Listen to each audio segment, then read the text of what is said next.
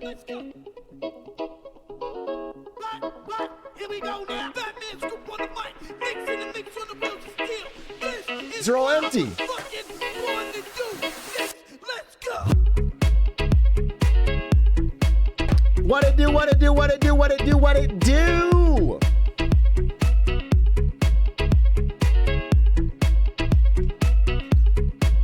Nacy, Comfort G, Tim, Interante, Vash, Cocoa Fruit, Hi Jared, Lambda, Hexavalent Copper, Snacks Music, Mosley, 1, 2, 3, Rodstad, Lock, Mooser, hello, hi, howdy, howdy, howdy, howdy, howdy, howdy, howdy. From the top, let's go. From the top, let's go. Hey, thanks for the sub, Coffee Break. Thank you for the sub, Bobby Wellington. Nolan Voiding, 30 months. Thank you very much. Scary Gary, thank you for the 19 months. Appreciate it. Sent to 507, thank you for the 13. Sheebus, thank you for the 14.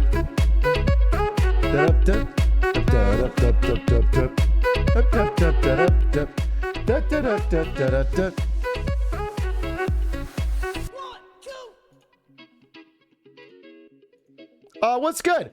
What's going on? Canada had a marketing W today. Look up PWHL and Molson. Okay, what is it? PWHL Molson. Let's go.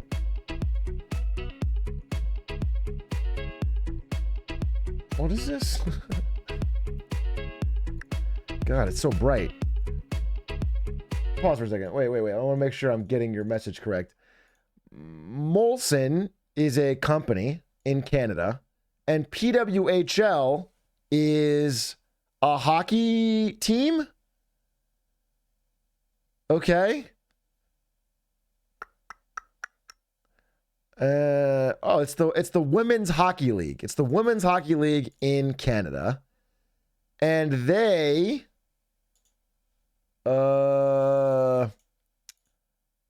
covered our name so hers could be seen.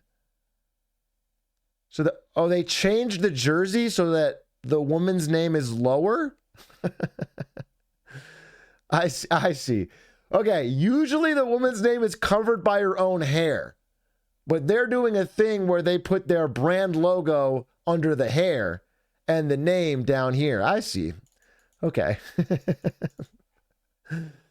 All right.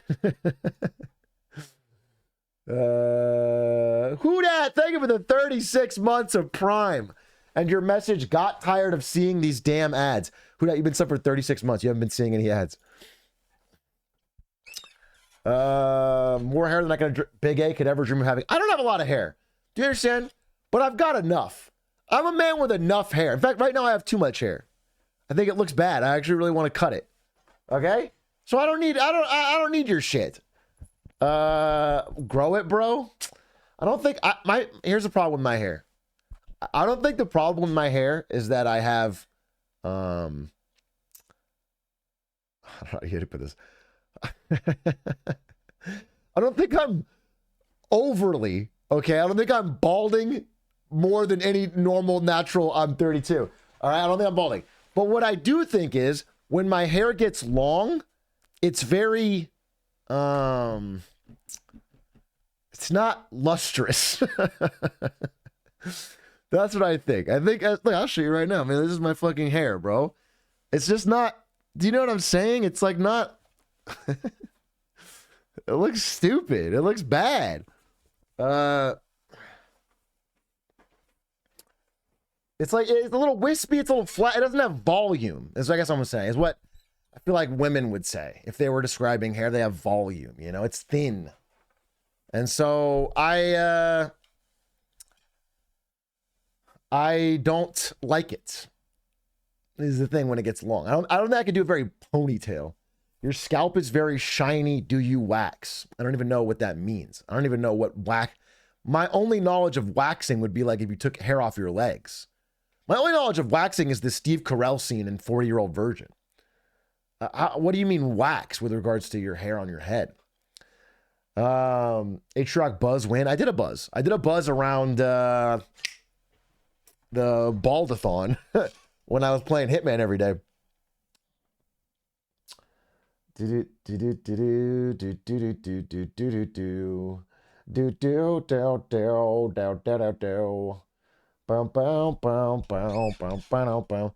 been playing Prince of Persia the last 2 weeks and it's so hype. The different boots are really creative and the bosses are sick. Yeah, I'd love to beat it. I'd love to go back to play it. I don't know if I will, but I think I would love to. Maybe I'll play it offline and just record it. Whoever made that Hitman. Oh, speaking of Hitman mods, fuck, I forgot to mention this for like weeks now. The team, Zebulaus and other great Hitman players, they made an entirely new Hitman campaign, basically.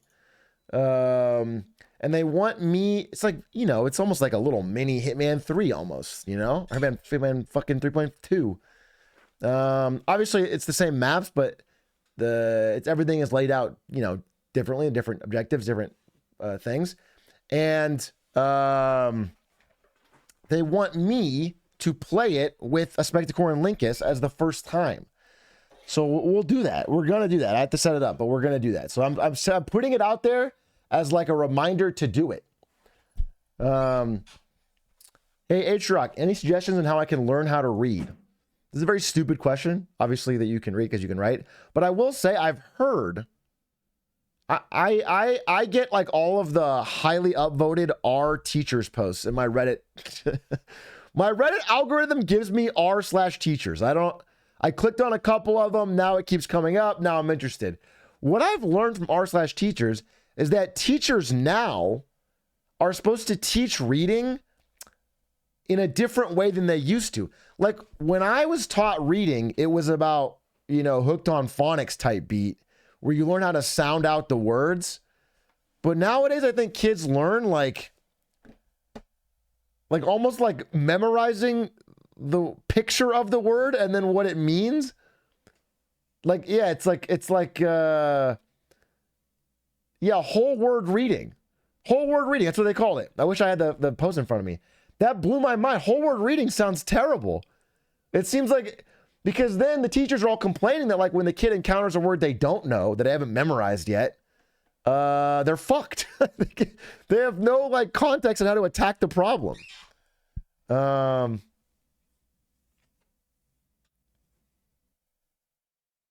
So they're all just NPC bots now? I don't know about NPC bots, but I just think that's worse. Just learn more words, question mark? I mean, I guess it's what they will do, but slowly over the course of their life. It just seems... I do TA work marking first-year uni students. These kids cannot write an essay to save their life. It's insane. I mean, I'm sure essay skills are falling off with the rise of ChatGPT, but I just mean like reading, you know? Like, I feel like I'm not being crazy when I say that learning how to sound out, or learning every word as one individual whole word is fucking crazy. That's so slow. That's like that's so limiting.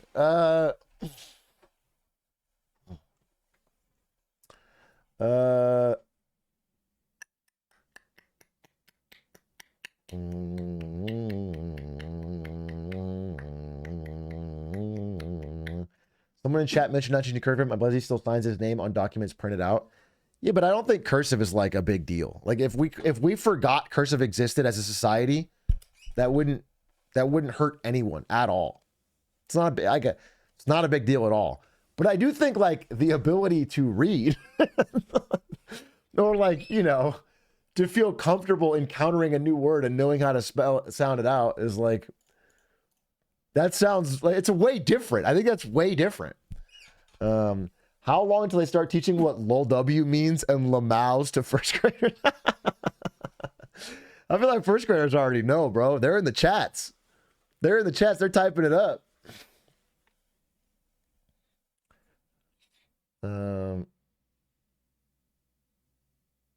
It doesn't make sense when the English language has a million heteronyms or similar concepts. Yeah, I just, you know, and like root words and like, you know, like there's so much of English you can, if you know enough, you can figure out what other words means because of the root or like, you know, similarities or, but I just feel like this way of teaching is so crazy. Can confirm I'm 30, but I'm still in the first grade. That's called dedication. That's called perseverance. That's called sticking with it. Okay. You could have dropped out decades ago, but you didn't. You said, fuck, this is hard. All right. I'm still learning. And, you know, maybe by 32, 33, 34, you're going to get there. I swear to God, you're going to get there. Never give up. Never give up. It's like I always say, never give up, never what? This is it's my catchphrase. We making it out of K5 with this one. The Wikipedia page for whole word reading literally calls it a discredited educational method. American schools are fucked. Is that real? I want to confirm. Because damn, it sounds so stupid to me. And like, I'm reading the opinions of teachers and they all hate it.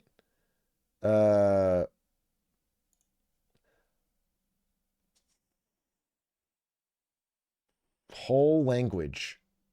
Let's see.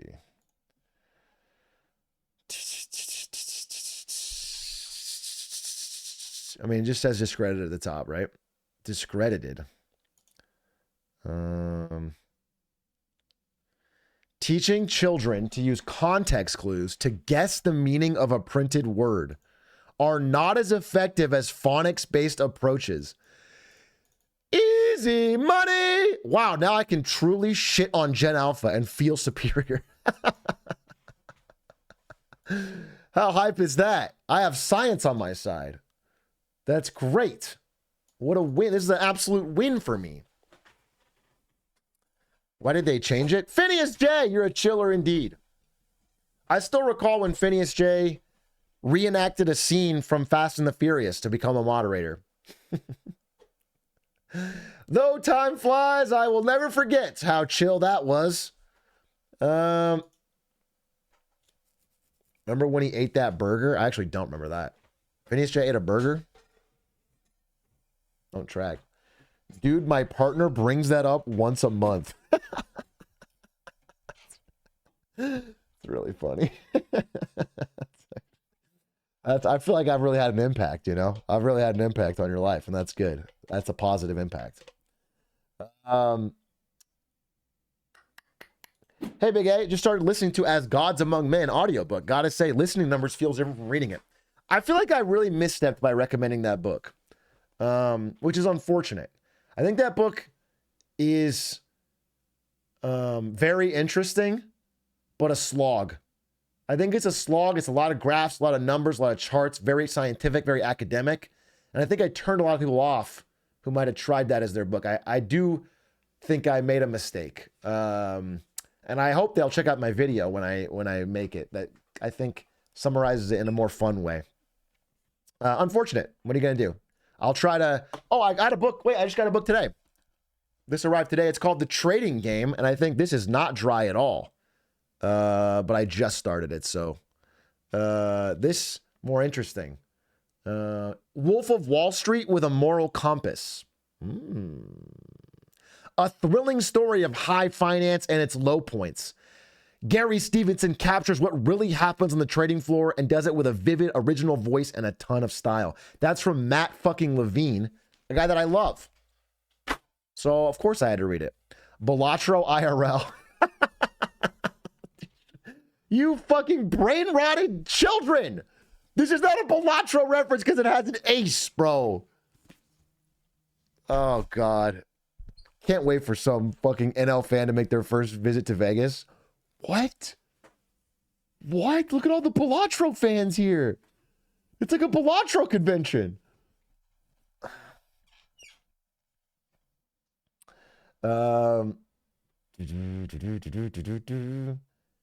Why don't we make education worse so kids are more likely to fall for pyramid schemes, and then we start a pyramid scheme, easy clap?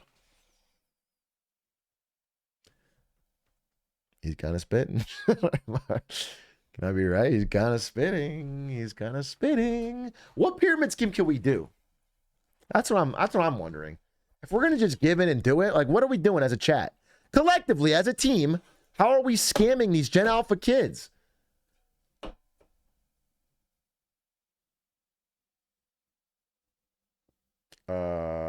Skibbity.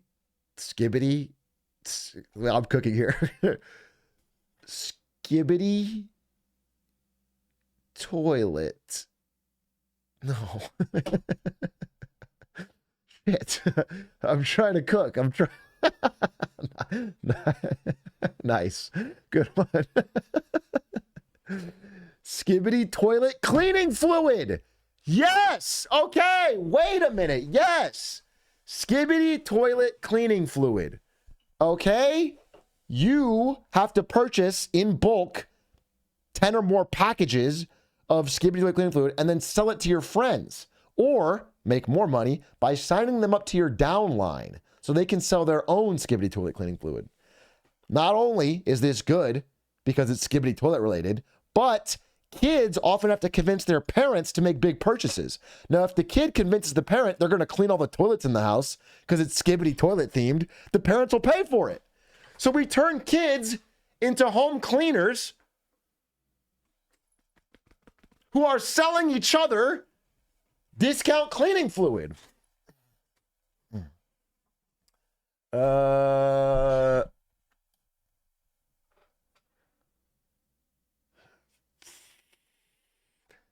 Atrioc, if you shout out this comment, I will do 3 random dares from chat. Here's the dare. Gift 5 subs. Here's my dare. First dare.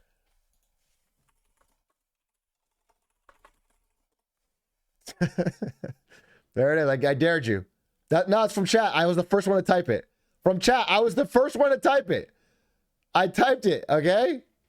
Broken Gamer, I typed it. Let's see. We're watching. I mean, you said you'd do a dare. I'm shouting it out.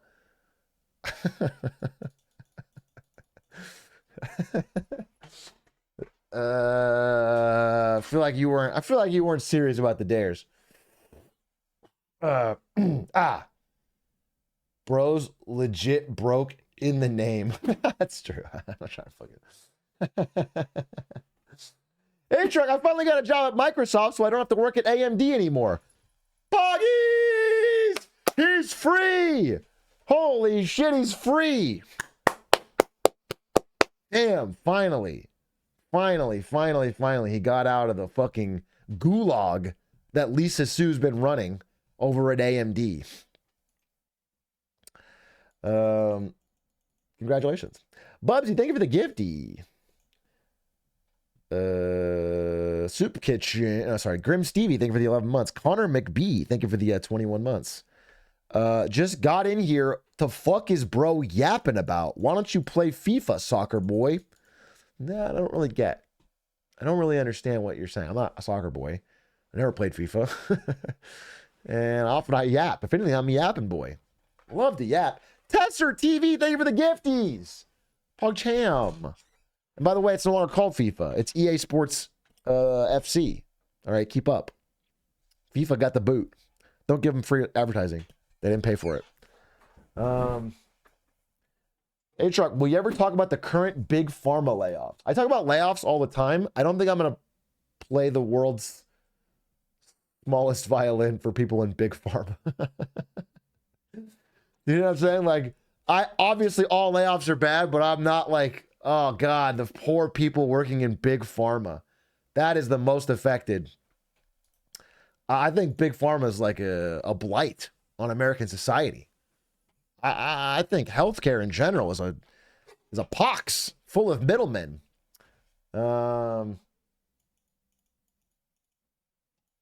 Did you see that the world's oldest dog got his Guinness World Record taken because he died? Sorry, what? No, of course I didn't see this. Wow, who would see this? It's very sad. Why are you bringing up dead dogs, bro? That's like one of 2 rules. But wait, I don't understand. He's the oldest dog in the world, then he dies. He still should have the record. Right? Because he was the oldest possible dog. Oh, it was oldest living dog? Well then, okay, fine. That's a record you can't hold forever. In fact, that record is almost certainly have a high turnover rate. You understand? That record is always going to have a high turnover. If you're the oldest living dog, they'll get you. They'll get you on that one. I'm not too upset about that. I thought, like, I don't know, that he died and then they stripped his record or something because of his old tweets. That's how they get you. That's how they get you, bro. He was juicing. Hey, Atrioc, I just got told my workplace is laying off silent. You guys, can someone give me one happy story? Please. What? We're coming in. I have a great vibe, dude. I had a great day. I'm coming here with big smile energy. I'm happy to answer these questions, but you guys are tossing layoffs and dead dogs at me. I'd love a happy story. Let me answer this first. Atrioc, I just got told my workplace is laying off 700 staff in a couple of months. Some staff who have stock options are worried about value but cannot sell. Is there something we can do? If they cannot sell, there's nothing they can really do. There might be some websites that offer secondary markets where you can trade to someone else looking to be part of this company. We take a look into that. I had a friend who was laid off from Cruise, the autonomous vehicle company, and all of his stock was locked up, like no sale, like wasn't allowed to sell until like well after his layoff completed. And by the time he could sell it, the stock had tanked. It was a pretty shitty thing they did. And some people got out through secondary sales, trading someone else. So maybe that could be something. I recently got approved to stay employed full-time after my apprenticeship. Let's go. I haven't clicked the wrong one. Exporzy eating Taco Bell, also pretty hype. Also pretty hype. Exporzy's eating Taco Bell RN. I'm pretty happy. That's a dub. It's a huge fucking dub. Lambda, congrats. Very congrats. Did you guys see Taco Bell's like whole new menu? They like did a Steve Jobs style presentation and announced a bunch of new shit, and it was pretty cool. They did a keynote presentation. I should have talked about it on Marketing Monday, but I think I was in my skip era.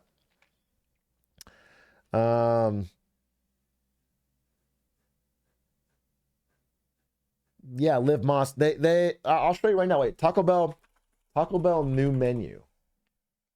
New items coming to Taco Bell 2024 ranked. I think it'd be a fun stream to try all of these and rank them myself. But as an example, they have Baja Blast Gelato. Looks kind of heat. Baja Blast Twists. Looks kind of shit. I'm a diehard Cinnamon Twist original man for life. I will never fucking have these. I spit on them. A grilled cheese dipping taco with steak. Looks kind of heat. New hot sauce. Okay. Tahine twists. Okay. I see where we're coming up here. Ari loves tahine. I kind of like it. Depends. Baja Blast Pie looks like it gives you cancer. I'll be straight up honest. Looks like it could fucking knock out Superman. Looks like Mr. Burns created it. Looks fucking awful. Will not be eating this. Cheez-It Crunchwrap Supreme. Gross, dude. Only one item elicited more gasps from the audience than the Baja Blast Pie. This looks fucking nasty. Dude, what? I swear to God, the people in the chat, and I'm talking to you specifically, I'm looking you in the eye. People in the chat who unironically bought Doritos Locos Tacos have sent Taco Bell on a bad spiral. They're not good. They're not the Doritos shit. No, no, they're not good. They're not better than regular tacos. Making the Dorito shell was a mistake. All this gimmick shit is what it is. It's gimmick shit. I want pure fast food. Pure, healthy, honest, all-American fast food. I don't want you to take random fucking things from the fucking snack aisle and shove them in to the food that we already know and love. 100% slop, 100% fast. Incredibly wrong. The world should be as silly as it should be. I'm sorry. You are appealing to Cheez-It Crunch Wraps because of the silly factor, because you believe that it will increase spontaneity in the world. You're trying to be a silly maxer when one large fast food conglomerate takes an established snack brand and then uses it to sell more fast food. That's the wackiest, funniest thing you can think of. You got your spork up for that. All right, well, I can't argue with that philosophy, I guess. I mean, I can, but I won't. That's fine. I just think it's gross, is what I honestly think, and I think it's a gimmick. And I think people, I didn't think they'd buy it. I thought that I had more faith. You know what I'm saying? They're going to put fucking Teddy Grahams in your fucking Big Mac. And you're going to eat that slop down, dude. That's what I'm saying. Next fucking month when they have Teddy Graham Big Macs and you're fucking like, oh, really? And then you're going to buy it? Yeah. Okay. Bro, wait till the Cheetos collab? Oh, God. Oh, gosh. Anyway, this is bad. Tajin taco could be good. Taco Bell and Salt and Straw ice cream chocolate taco. Jeez. Salt and Straw getting into the big leagues, huh? I remember when they had very few franchises. Now they're fucking massive. Mexican chocolate and sweet vanilla churro chillers. Oh my fucking God, that's up my alley. Holy shit, that is I will absolutely be ordering a churro chiller and then vomiting. Damn, that sounds good. A fucking churro chiller. The churro chillers are delicious milkshakes. They're playful and indulgent. Holy shit, they're playful and indulgent? Think about that, dude. Wow, it's almost like I'm getting flirted with by Taco Bell when I... whoa. Oh my goodness. They're a little silly maxers to get in. They had just the right amount of sweetness, while the sweet vanilla one reminded me of a delightful vanilla bean ice cream. Yeah, this is, I'm a little bit of a sweet treat man myself, okay? Can't resist a good sweet treat every now and then. So a churro chiller is right up my alley. The Cantina crispy chicken taco low-key looks fucking fuego. This looks good. This is so bomb. I wrote in my extremely eloquent notes. That's a fun, I mean, I'm sure this job has many pitfalls because it's business insider journalism. Probably don't pay very well. But having your job be to fly out to a Taco Bell presentation, eat food, and then write, this is so bomb. That's a hype assignment at very least. Crispy chicken nuggets, I don't trust it. I simply don't trust it. I don't trust Taco Bell's ability to deliver chicken on an industrial scale. Chicken nuggets on an industrial scale. Taco Bell, you have not earned my right on this. But of course, someone will try them, and if they turn out to be good, then whatever. Cheesy chicken crispanada. The authentic Mexican crispanada. Truly born from a deep respect for heritage. The cheesy chicken crispanada is Taco Bell's new twist on an empanada. A mix of white and dark chicken meat with garlic, tomato, and onion. 3-cheese blend. The chicken is rich, tangy, and savory, and the crispy shell gives way to a deliciously soft and warm middle. I love the heat from the pepper jack. All right, well, whatever. She's really going into it. That sounds pretty solid. I think I like this more though. This looks better to me. Cantina chicken soft taco. I'm not a soft taco from Taco Bell type of dude. And I don't hate you if you are. I do. I don't. Obviously, I don't hate you for that. But I'm just I'm a hard shell taco from Taco Bell kind of guy. Now, in real life, I prefer soft tacos. Like if I'm at a taco stand, you want soft shell. You want a tortilla. But at Taco Bell, I feel like their tortillas are so whack.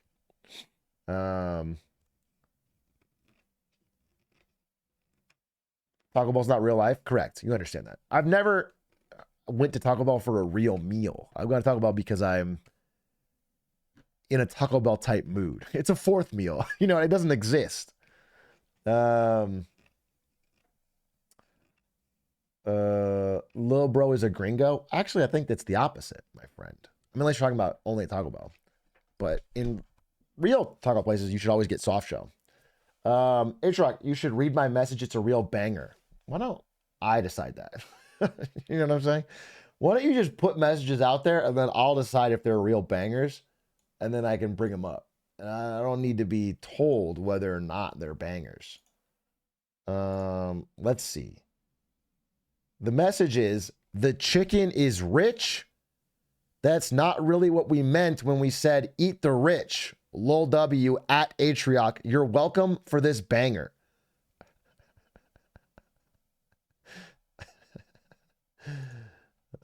Interesting.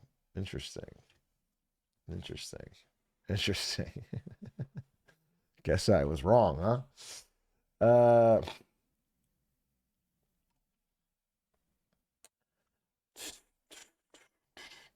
Do you think a McDonald's X Novo Nordisk collab would go hard? For those who don't know, Novo Nordisk is the company that makes Ozempic, the weight loss drug. GLP-1 diabetes drug, turned out to be good for weight loss. I don't think that would go well. In fact, I would assume McDonald's one fear is that all Americans get on Ozempic and then their profits fucking collapse. I don't think that would go well.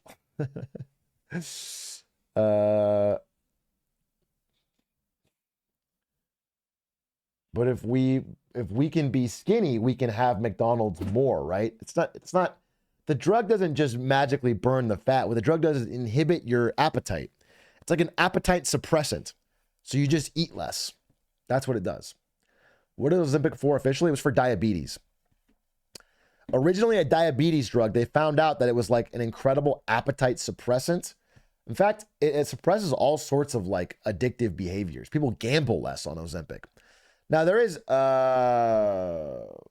possible or even probable health downsides. I'm not endorsing it. But whether or not I endorse it, it's the sales are up and they're skyrocketing. So I'm adapting to a reality.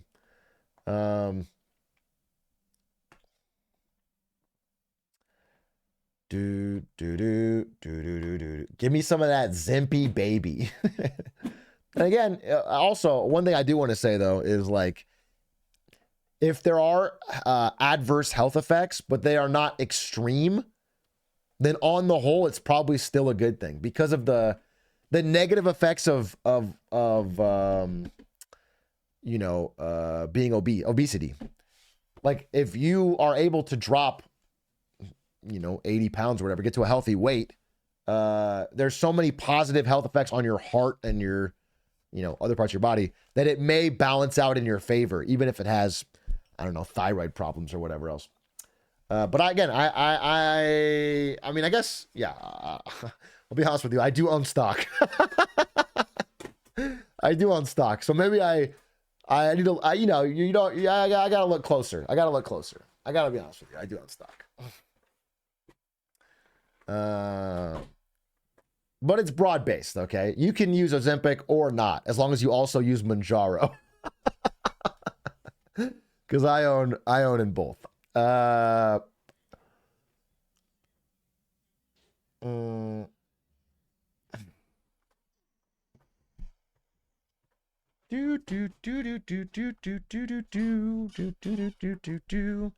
Hey, Big A, I did motion graphics for Ven.tv.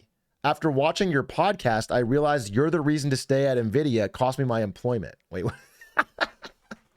If you guys don't know, I did a podcast with Ben and Emil called the Ben and Emil podcast.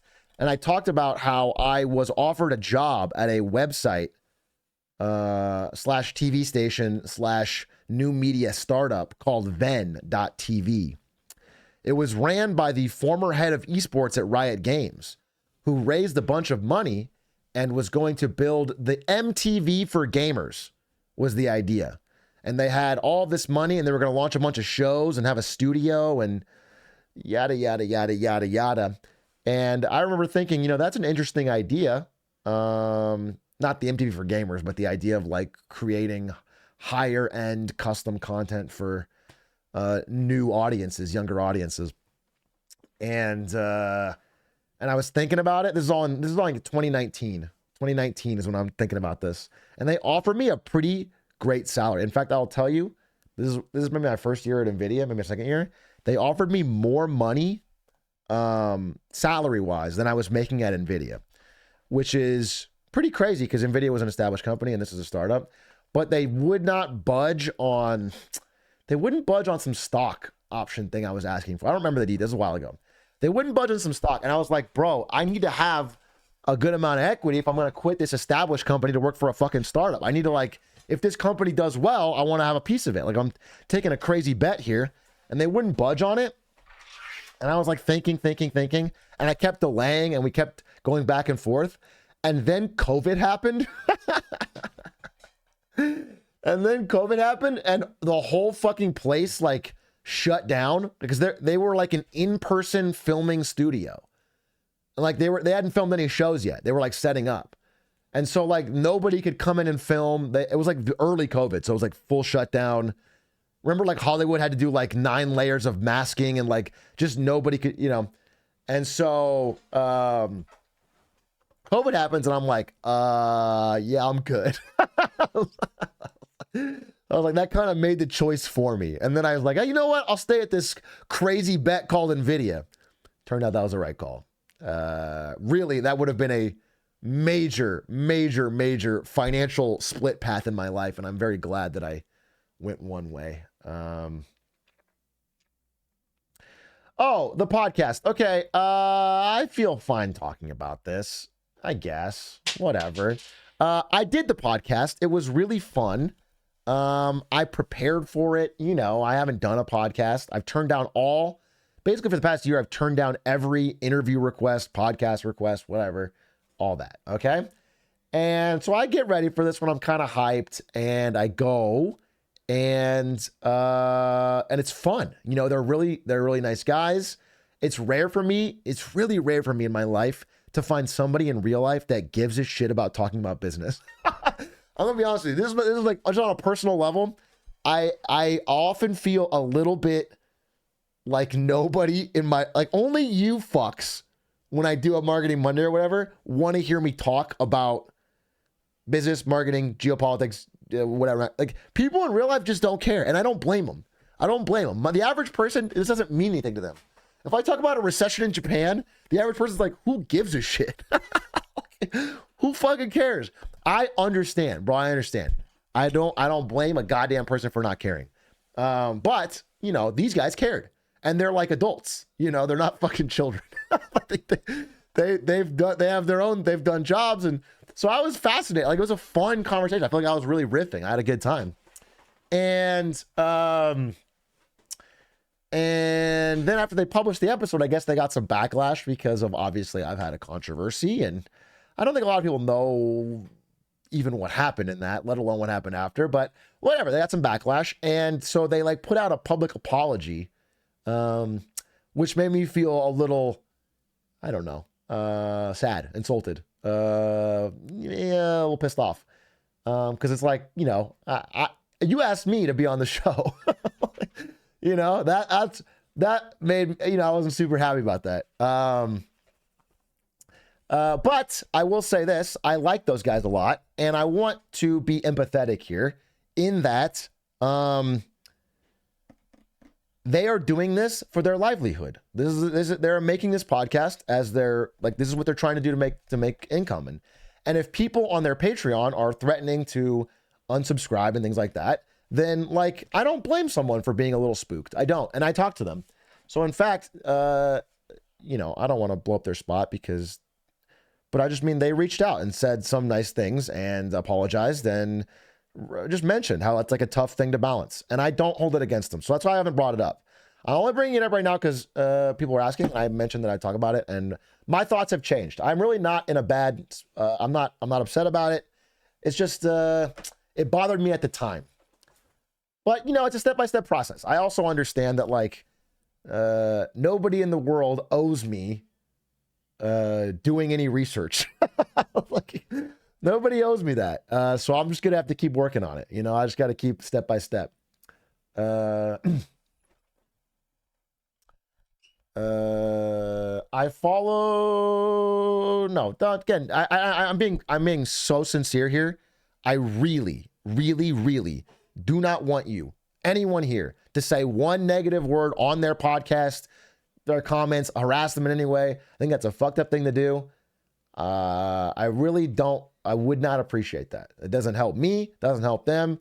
That's not what I'm about in any way. Bro, I've been on the receiving end of that shit. It sucks. It's annoying. The internet doesn't handle it well. No one is capable of being nuanced, and I don't like it. So I don't want that. Can you fix the email? I really do have to fix that email. You guys are all spamming. You guys are all spamming Atrioc 7, and it's like it's a dude named Karthik, and it's not me, and it doesn't. I'm trying to think, it was such a good time. It was funny. He really was nervous, and I don't think he really knocked it out of the park on his first stream, but he's such a good guy. Like, the second he's off stream, he's really funny and nice, and so I think he just needs another chance. I want to do something else with him. We have, he's friend of a friend. Like, I know him. Like, we had a good time. We hung out. I think he's a cool guy. I would love to find something else to do. I wonder what other fun ideas I could do with an actor. The top comment on YouTube says you looked high the entire time. I think it's because I mentioned that in the podcast. In the podcast, I'm like, my chat always says I'm fucking high when I'm not, and so the comment goes, what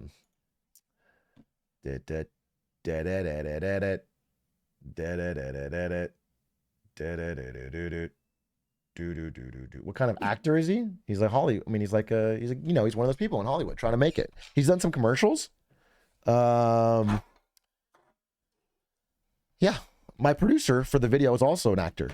He's trying to make it. He was doing my producer for that video, that project, the one who found me, the actor, was practicing for a Hamilton production.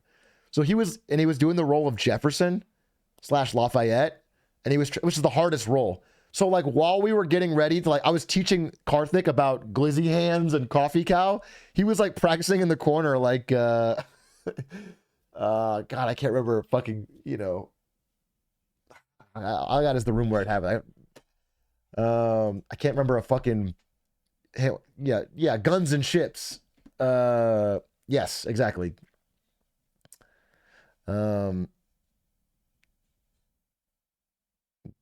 He seems super lost when going through the Reddit. Anyone on Earth would be. I am often lost going through the Reddit. There is nobody on Earth who wouldn't be lost with the Reddit you guys put together, bro. It's fucking... The first thing he watched was like a crazy parody song about Spoon Atrioc. It was unreasonable.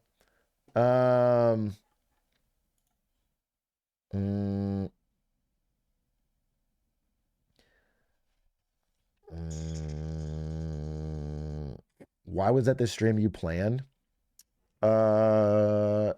Well, I thought he would riff a little more. You know what I'm saying? A lot of the time was like riff with chat based on things you learned, because he watched a lot of my videos. He had the mannerisms down. The idea was to riff with chat, but he found himself a little bit overwhelmed. Bro, we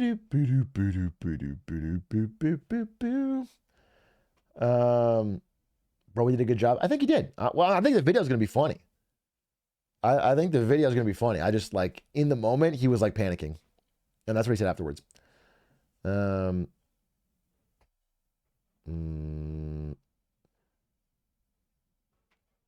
told us to post the best of the best on Reddit, and he skipped them all and left. I went back to it next day. It is the hardest job in the world. That's the main takeaway. It's the hardest job in the world, okay? No one can do it. You could put a Marine in my shoes and he'd crumble. He would crumble trying to react to Spoon Atrioc. I could be under fire in Kandahar, but a Marine could not be here, dude. A Marine cannot sit down and do what I'm doing. He thanked more subs than you? Yeah, he gave it away, bro. One thing I told him, don't thank any fucking subs.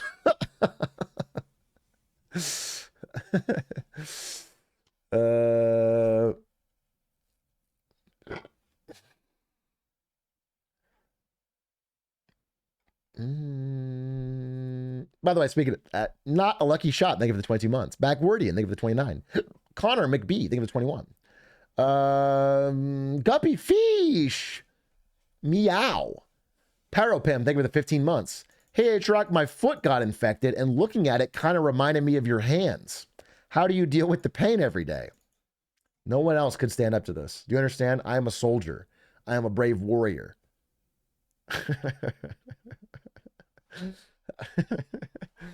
I'm a gladiator in the arena. If you can't handle the arena, I like Bugs. Thank you for the 14 months. Peebs Berry, thank you for the 5 months. Cosmic Captain, thank you for the 14 months. Winter Vest Samuel, thank you for the 5 months. Racing Legend, thank you for the 28 months. Ice Halfic, thank you for the 42 months. Why the fuck, Twitch, didn't I get a notification that Big A was fucking live? Fucking tell him, programmer Sid. God damn it, dude. Twitch is cheating me out of your view. It's all right. Well, you didn't miss much. I'll be honest with you, dude. I don't have I have a Was Up Beijing Wednesday tomorrow, and I did a pretty good marketing Monday yesterday, I do feel. Jimmy Lindsay, I think it was 25 months. But today, I'm sort of waffling. Maybe watch House. It's a slop stream. And I feel a little bit bad about it because both Ludwig and Cutie had amazing ideas today. I talked to them both. They both had incredible stream ideas. They were really fun. And so I thought, like, should I have a better idea? And I don't. Which is unfortunate. You feel bad because Cutie had a good idea? Well, I feel bad because I feel like I have no good idea to match. What did they do? So Ludwig did 500 YouTube shorts in a row, basically exposing how brain rotted they are, which is a funny idea, while also getting to use YouTube shorts as content. It's a win-win. So brain rotted people come in and then talk about how brain rotted it is, but they're also watching it. It's like kind of how reality TV does it, where it's like people watch it to make fun of those people, but they're also watching it. But it's genius. It's a genius idea. And then Cutie did, I will not stop streaming until I get 100 free throws, which is just, it's like stakes, easily understood, very funny. Just a good idea. So they're just banger ideas. And so I was like, I don't got any fucking ideas. Maybe I should just skip today. But I just thought I'll go live. People were mooing. You can steal one of my stream ideas. Here's one. Learning how to throw up various gang signs on stream with hand cam. No, I don't think I'll do that. No, I don't think I'll do that. That doesn't seem like a good idea at all. 30 more where that came from? I'd love to hear a different one. I don't think me trying to learn... Oh, we got the shocker, baby. ASU. Fork 'em, devils.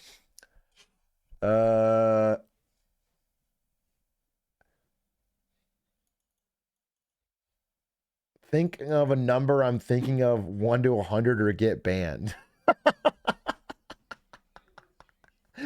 Okay, this one's good. This one's good. I'll do it right now.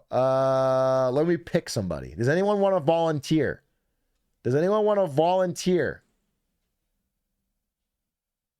All right. Mint Chappie. Mint Chappie. You have 499 messages. You've been previously subbed for 3 months. You want to put your entire account on the line, banned forever, if you don't guess this? Okay. He said yes. All right. Let me think of a number. Honestly, I thought of one. I'm thinking of a number between 1 and 100. If you guess it, I'll give you $1,000. If you're wrong, I'll ban you. I'll send it to Quack to confirm. Wow, you got it wrong. answer? It was 47. You guessed 29. 47 for Hitman, bro. You even could have figured that out. Banned. Banned, banned, banned, banned, banned. Wow, that was a great stream. You think that's a video, Quack? You can just turn that. Take every shirt you own and put them all on at the same time. Then play a tough puzzle game where you can only take off one after you beat every puzzle. Gives you a YouTube thumbnail of you looking huge. Such a trash idea. It's so stupid. I mean, it's one of those ideas where, like, you almost want to click it. You know, I do see what you're saying, but it feels so classless. Do you know what I'm saying? It feels so classless. It's just me in a fucking 100 shirts trying to, I guess. It would be really sad for me if I did that and it was my most viewed video.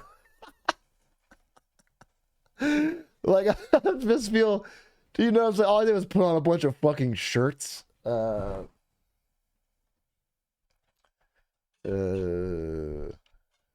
Mr. Beast could suggest this and you'd be latched onto his nuts. I'm sorry. Have I given off the impression that I am a Mr. Beast perma glazer? I think I've said like 2 complimentary things about Mr. Beast, which is that I think his chocolate idea was really smart. I don't think that if he wore 100 shirts and played a puzzle game, I'd be like, God damn, he's a genius. I'm not doing tricks on it. How do you compliment another man without people saying you're doing tricks on it? I feel like I'm just telling. I think he's.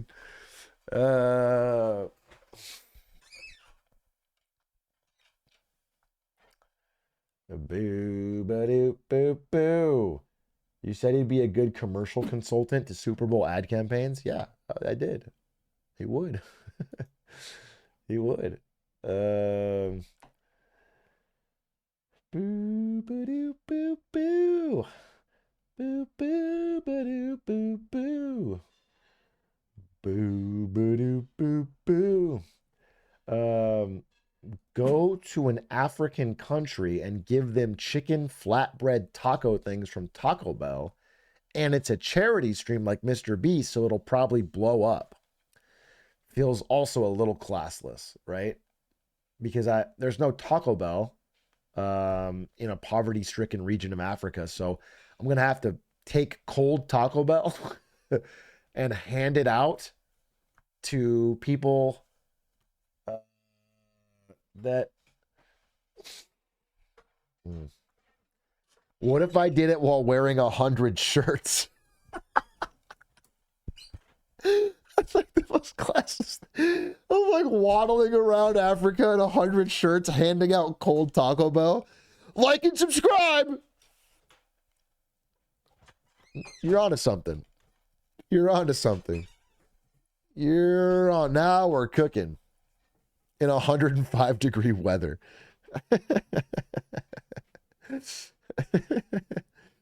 Hey everyone, my name is Brandon Glizzy Hands Ewing, and today I'm trying every hot dog cart in New York City in 24 hours. Braver than the Marines. Braver than the Marines. Braver than the Marines. I am strong. I am a fierce warrior. Boo ba doo boo boo. Boo boo ba doo boo boo. Big A, why haven't you done any short form content like TikTok or Shorts? We've done a couple, I think, on the Clips channel. I was a bit of a short form hater, and now I have an idea for how it could work, which is I think short form summaries or like key, like one story from Marketing Monday, and then it links back to the full video. They're like ads. Short form as ads for a full video, I think is kind of hype. I think short form just for short form's sake is a big waste of time that a lot of creators fall into, where they make a bunch of short form and then it doesn't make them any money or do anything. But short form as ads makes sense. Boop, boop, boop, boop. Short form hater into short form skater. Exactly. But I need to find the right team and process and etc. etc. etc. Do an IRL stream where you go into a Scientology building and take their personality test. So I've got a friend whose parents were in the Church of Scientology, and when they tried to quit, the church would like hang out in front of their house and like follow them to work and like all sorts of weird, creepy, overprotective shit. And then they eventually had to like leave. They had to move. And so I don't want to get involved. I don't want to make a video mocking them and going to their church and showing them my YouTube channel and having them find me. And that sounds fucking wackadoodle. And it's like big in LA. Like if there's any mecca for Scientology, it's probably LA. So no, I'm not really interested in that. Give them your address. Tom Cruise is a huge fan of the content. Speaking of Tom Mapother Cruise, the fourth, I've been watching every Mission Impossible to prepare for a video about Mission Impossible. I think I talked about this on stanzas, but I got through Mission Impossible 4. So I did 1 through 4. And the third one is so fucking funny when he scales the walls of Vatican City for no reason, rolls over, looks directly to camera and says, Humpty Dumpty sat on a wall. It made me bust out laughing IRL to myself at like 11:30 p.m. It was crazy. I have no fucking idea why they wrote that in. It's so out of nowhere. It went so hard. Yeah, it's crazy. I don't want to watch the clip. I'm saving for the video. What day are we doing Ricky Stenicki? I have no earthly idea. When does it come out? I will watch Ricky Snicky with chat the day it comes out.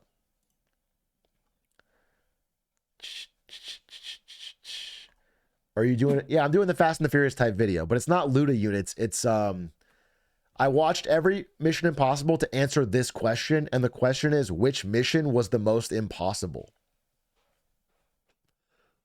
Whiteboard video. Pretty hype. Ooh, banger, fire, heater, scorcher. 100K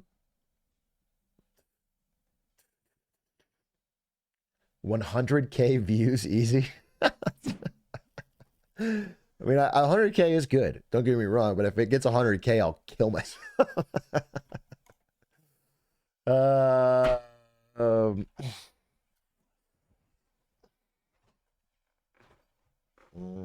dum dum bum bum bum bum bum bum bum bum. 2 million if you wear 100 shirts during it. All right, I'm seeing a pattern with this 100 shirts thing, and I love it. I'm leaning into it. 100 shirts is a great meme. I love wearing 100 shirts. Boo, ba-doo, boop, boop. Do you think streaming sign up to get bullied when they apply to become a streamer? Are you under the impression that streaming is a job you apply for? That you like go down to the job office and you write down, I want to be a streamer. And they go, are you cool with being called bald? And then you go, yeah. And they go, okay, you might fit for this job. That's not correct. You give your resume. No, that's not correct. How about a video where you try to put on 100 pants, but it's more difficult because you're already wearing 100 shirts? That's great. That's a great combo. The shirts is the byproduct. It's like an obstacle in that, not even the main event.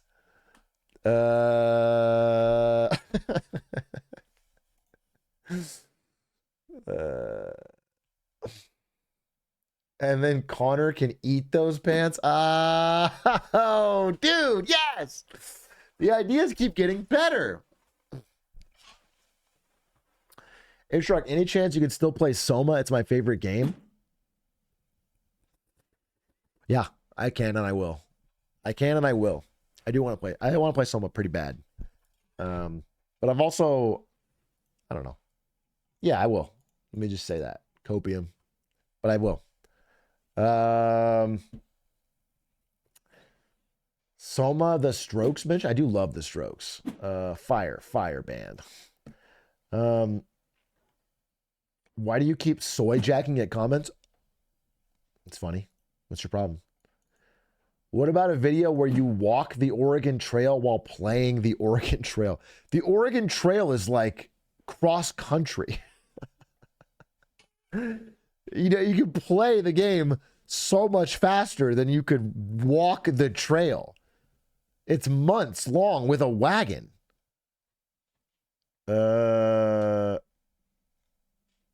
These are terrible. None of these ideas are doable. I'm not lazy for that. I just don't want to. I don't want to leave my wife alone while I go and walk across country to do a dumb Oregon Trail video. Unless I'm wearing 100 shirts. We truly live in an age of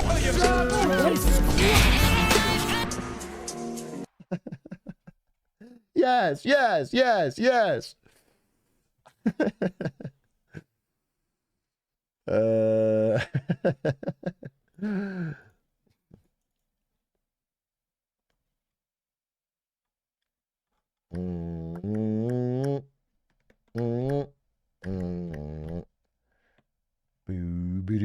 Boo. How many times do you have to beat Getting Over It before it's a weird number of times to get over it? Asking for a friend, not as a speedrunner. Playing the game over and over, not as a speedrunner, not trying to get better. 2. I feel like that's a game you beat. You hear the narration, you're done. You're beating it fucking 6-7 times and you're not trying to like improve. What's the point? Oh, we could watch a Summoning Salt video. Blindfolded Mario. Wait, that could be kind of fun. I didn't watch it yet. I can watch it with chat. That sounds good. Let's do that. Summoning Salt. Yeah, it sounds hype as fuck. The history of Blindfolded Super Mario 64. Oh, Poggies. Do you guys want to get a little snack and settle in? No, I'll do it afterwards. I'll watch House or something. I'm good. Super Mario 64. One of the most iconic speedruns of all time. I just fucking love SM64, so I'm glad he's back to doing videos about it. I thought he was done forever because he did one already. Top level runs are beautiful. There's incredible movement, bizarre glitches, and awesome tricks. It all adds up to a super popular speedrun, giving Mario 64 the impressive legacy it has. But yeah, I've got a secret to share. All the gameplay you've just seen was performed with a blindfold on. This might sound too insane to be real, but for the past several years, players have been trying to speedrun Super Mario 64 without looking at the screen. How can you trust it? How is this possible? How do you take a three-dimensional game and not only play it with your eyes closed, but How can someone hit 3 throws blindfolded and Clint Stevens can't hit 1 with his eyes wide open? That can't be true. You know what I'm saying? That it doesn't track with my knowledge. Practically make it look easy. Let's take a journey inside the minds of some of speedrunning's most impressive players. Welcome to the world of Blindfolded Mario 64.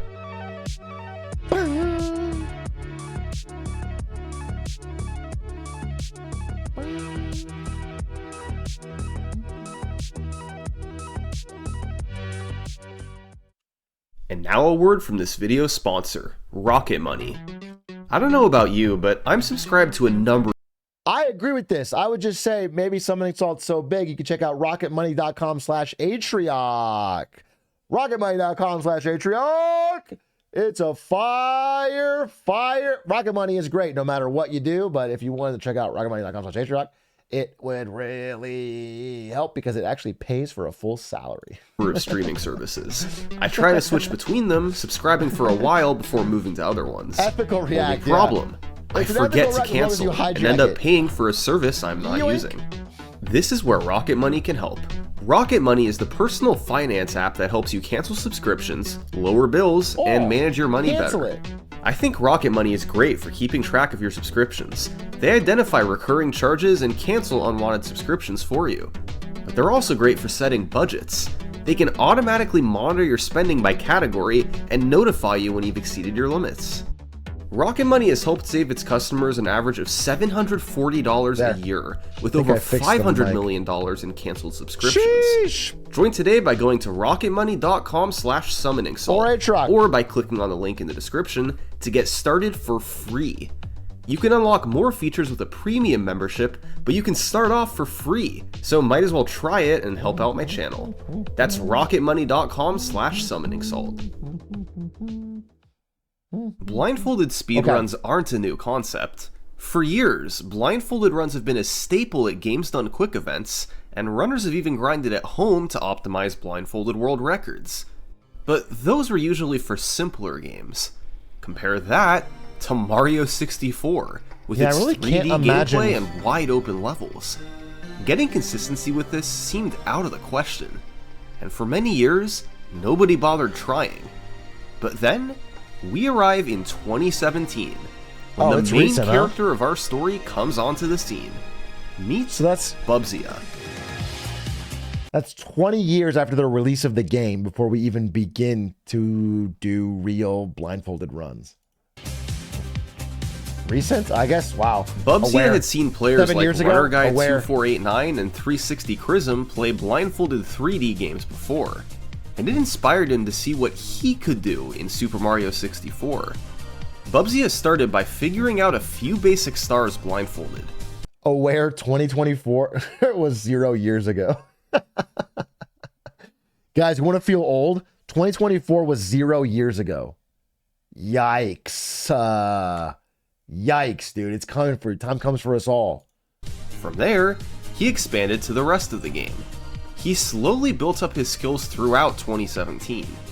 And finally, by October, he was ready to try for the first full game completion of blindfolded Super Mario 64.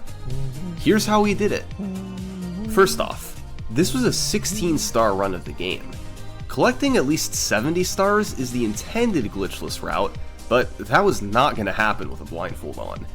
Instead, Bubzia performed a popular speedrunning route. Collect 16 of the easiest stars, then tackle a couple glitches to skip to the last How do you stage. do that blindfolded, though? That was much more manageable than going for 70 stars. Right from Bubzia's first inputs, you can see his general strategy. He ran forward until he heard Mario hit the wall, then turned right and kept going. It was slow, but these inputs were hard to mess up, and he eventually made it to the cutscene. right. In So Bob it's on Battlefield, sound-based. Bubzia worked on getting to the top of the mountain for the first star. He used the camera angles to his advantage. He'd run forward till he hit an object, then carefully adjusted the camera and kept moving forward. This see. normalized his movement and lined him up so he'd always end up running to the same place every time. After gradually inching his way up the slope, he got to use audio techniques on the boss. He backflipped to pick him up, then counted the audio of Mario's footsteps to know when he was in the middle. This lined him up so he was perfectly underneath the star when it spawned. Bubzia ended up collecting 3 stars in That's Bob on Battlefield, insane. and they all followed the same idea. Very simple and safe setups to reliably work his way through the map. He then headed to Womp's Fortress, I know. where he A ultimately Spectacore. picked up 5 more stars. He used a plethora of strategies to get these. Slowly backflip. I think Spectacore did blindfolded Hitman recently. I don't know if it was one level or all the levels, but he had to do like so many insane memorizations and audio things. Up the long ramp, running from wall to wall, and even using a bit of muscle memory. His setups were so normalized that whenever something went slightly off script, he usually couldn't recover and either died or restarted. This happened 9 times Blindfolded throughout Hitman Womp's is a good- Fortress. Bubzia continued through the game. slowly but surely collecting stars. While a lot of his strategies looked safe, they required an unbelievable amount of memorization and skill to do blindfolded. Impressive. None were harder than the Bowser stages. He needed inside-out knowledge of the level to ensure he could platform without looking. Yeah, I mean, they're hard to get through without He had a clever strategy for the Bowser fight itself. without being blindfolded. By constantly letting go and re-grabbing his tail, Mario gradually moves forward. Eventually, you'll collide with the bomb, and skip having to somehow aim a Bowser Okay, throw that without makes being able sense. to see. That makes sense. How did they get the After actual an hour throws? and 25 minutes, Bubsy had collected 15 stars. Someone said men used to go to war. Achilles of looking down on this guy. What happened? What happened? He had a precise setup to grab Mips the rabbit, and then counted Mario's footsteps to know when to turn through the hallways. To clip through the doors, Bubsy had more setups that involved re-grabbing Mips repeatedly. They worked, and Bubsy was through both doors after a few minutes. That's impressive. But then, he arrived at the hardest part like of it's the so visual. entire run, Bowser in the Fire Sea. There are so many cycles, moving objects, and obstacles all over the place, that even with the best I can do setups, this. Bubsy couldn't consistently make it through. He had a few smart strategies to help. By listening to Silly Kicks, he could tell where the platform was in its cycle. A longer distance between each kick meant it was moving down. Oh, that's so interesting. And a shorter distance meant it was moving up. He's a fucking bat, Later dude. on, He's by echolocating. backflipping onto this box, Bubsy knew that even if he took damage in the lava, he was lined up with the heart so he could recover. Safe Very strategies like smart. these helped, but it still took Bubsy nearly an hour to get through Fire Sea, with 11 deaths along the way. An hour Eventually, on one level. He cleared the level, and after 2.5 hours, he was in the home stretch. Next up were backwards long jumps, and there was no big secret to doing these blindfolded.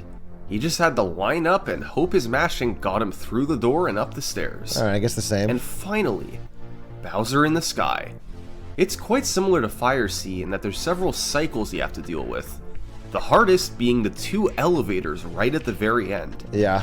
But thanks to a combination of backflips, audio cues, and normalization setups, Bubsy had made it through after 3 deaths. The final Bowser fight requires This is 3 very throws. impressive, but in my mind, it would be so boring to be blindfolded for 3 hours.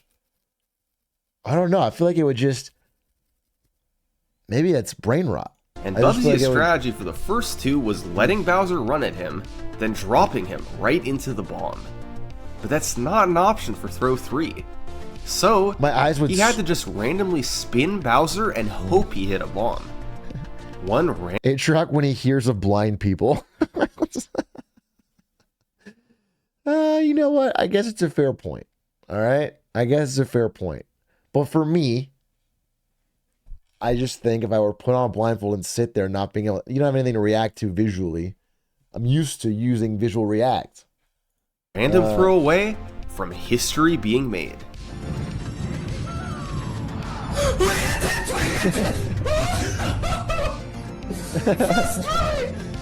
First try, baby! Calm down, I need to connect the star. Calm down, guys, calm down, guys. Calm down, chat.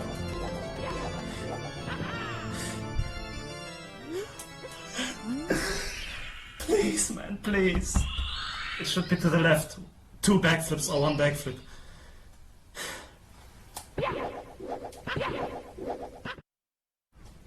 No, no, no, that's not good, that's not good. We did it! Yeah! I was here! I was here! We did it! Bubsy had shocked the world. He could literally beat Super Mario 64 with his eyes closed. Probably one of the craziest gaming achievements ever.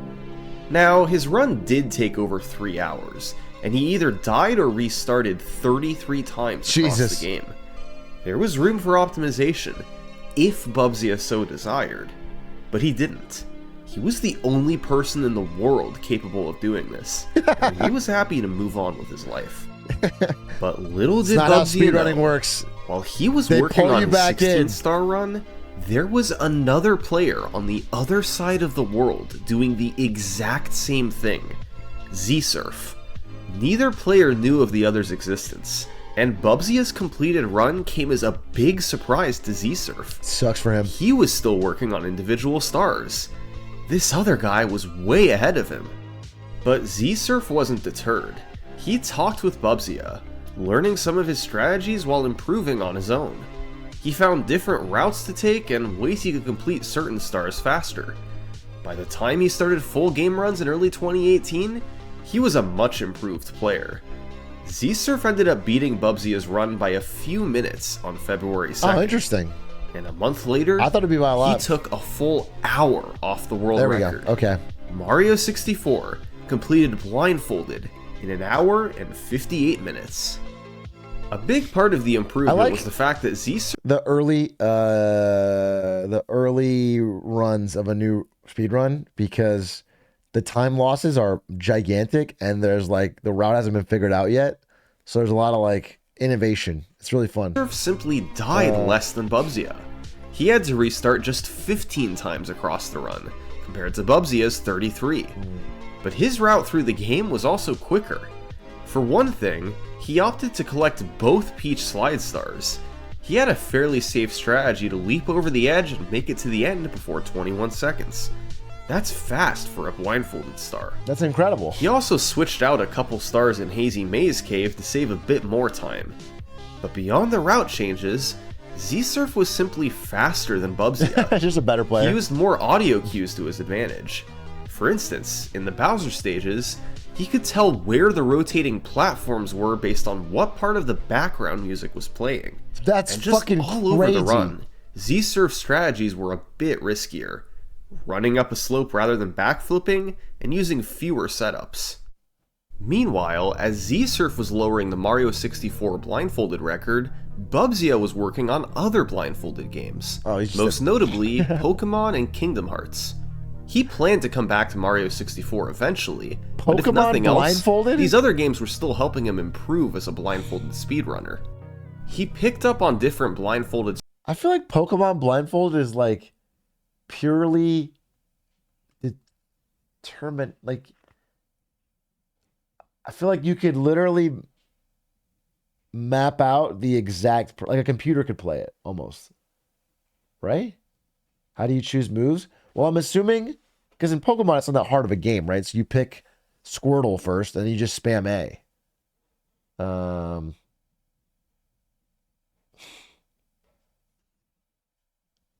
strategies and ideas while he played.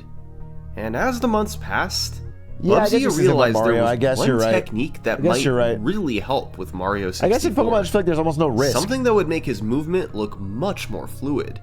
Almost like he was playing with his eyes open. Like, there's no mechanical That fall, skill. So Bubsy came back to Mario 64, implementing a trick called beat counting. Beat counting is essentially using the background music's beat as a metronome to time your inputs to. Now, it's important to note that this isn't the same as a music cue. That's where you wait for a specific moment in the song to use as a cue. beat counting.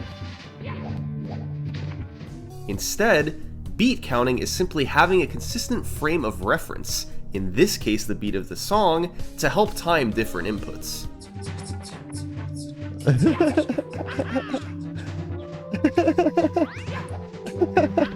For example, you can run forward, then know to jump after 3 beats, then press jump again Humans after are crazy, 4 more man. beats, We're very and so innovative. on.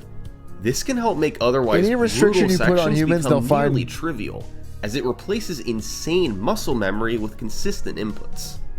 Beat counting was first implemented in Super Mario 64 by a player named Katoon, who used it in his 70-star run. It helped him all over, allowing for fluid movement that looked like a visual player at times. After seeing it utilized in other speed games, Bubsy decided he had to try using it in 16-star. So, in September 2018, he came back to Super Mario 64. Okay. He wanted to see how much time he could take off of Z-Surf's record of 1 hour and 58 minutes. How much could beat counting help? Well, right away, Bubsy has saved time on the very first star. He picked up a box and navigated into the corner of the gate by beat counting. By then setting it down on top of Mario's hitbox, he got pushed behind the gate and was able to collect the star. This is an obscure old trick known as box clip, and never predates even the knew more about traditional that. bomb clip used in modern visual. That's incredibly old school, if true, because all of my tricks are old school. Anyone who's watched me play this game, I have like the oldest Mario speedrun tricks. I still do the fucking Yahoo spinning down. I do the fucking owl full, cannon full. I've never heard of box clip. That must be like literally 2001. I mean, it's an old trick, sir, but it checks out. Runs. New strategies with beat counting were used throughout the game. Often, these helped big time with consistency as well as being faster. The slide in Cool Cool Mountain was now beat counted, and Bubsy had a safer MIPS grab thanks to beat counting too. Nice. But the biggest time saves with beat counting were the Bowser stages, especially Fire Sea. As you recall, this is probably the hardest level in the run.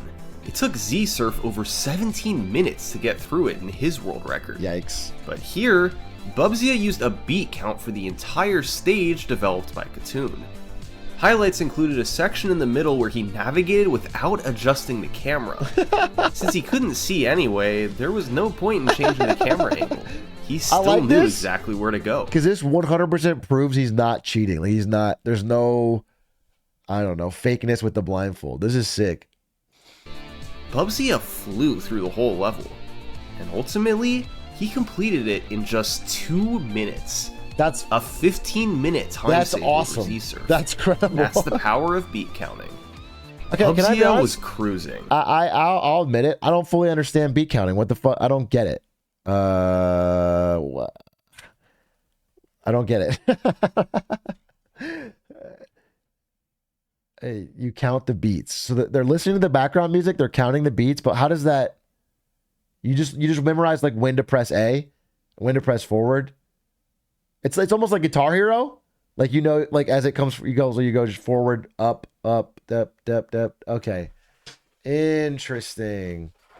It's like it's a memorized song. Oh, it's like he's playing. Okay, interesting. That's really funny, and kind of cool. The run was far from perfect, but after demolishing Fire Sea, he knew he was way ahead of Z-Surf's Turning Mario into record. a rhythm game is pretty funny. He couldn't see his exact pace, of course, but he knew it had potential to be a big record. The backwards long jumps went well, and thanks to beat counting and other audio cues, Bowser in the Sky was quick too.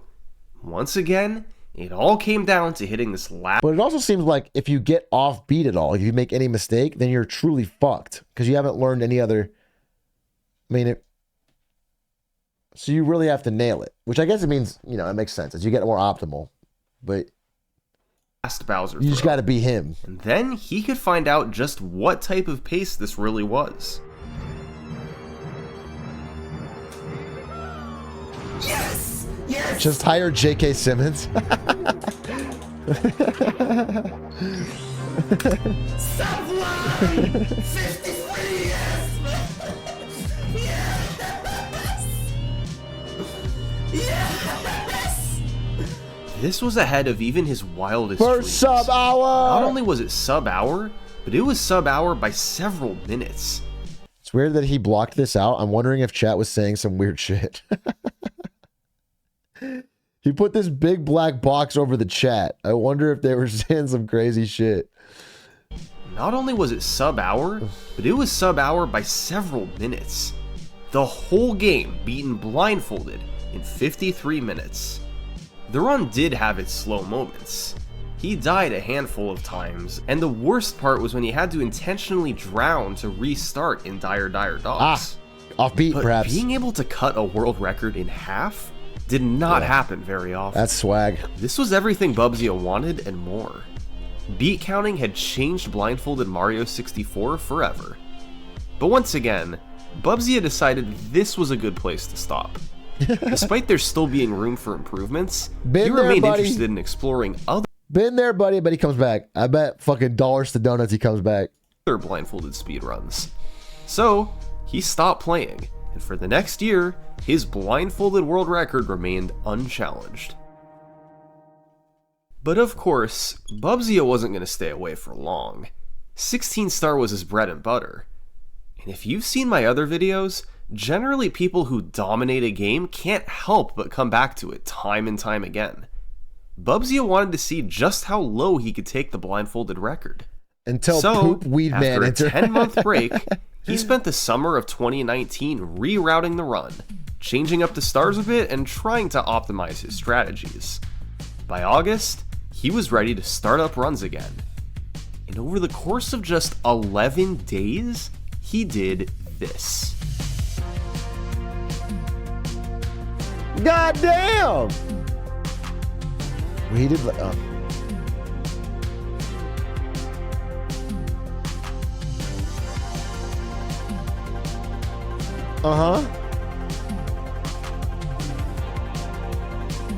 Yeah, where's the classic line graph? Summoning Salt. Holy shit, he's doing like the. That's a crazy skip to do blindfolded. I'm not happy at all.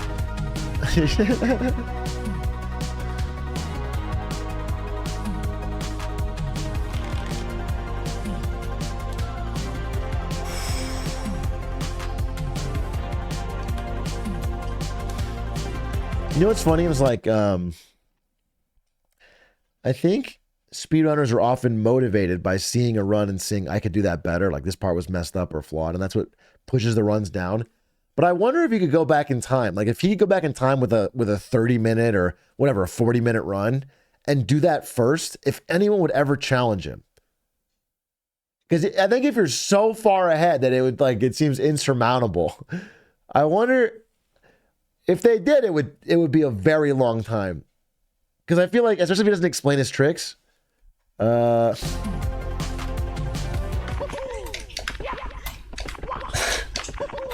wait it.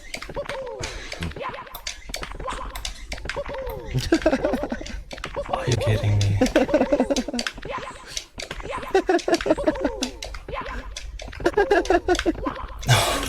Don't jump off the side. No.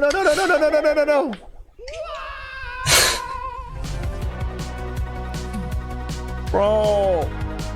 Little bro is blind.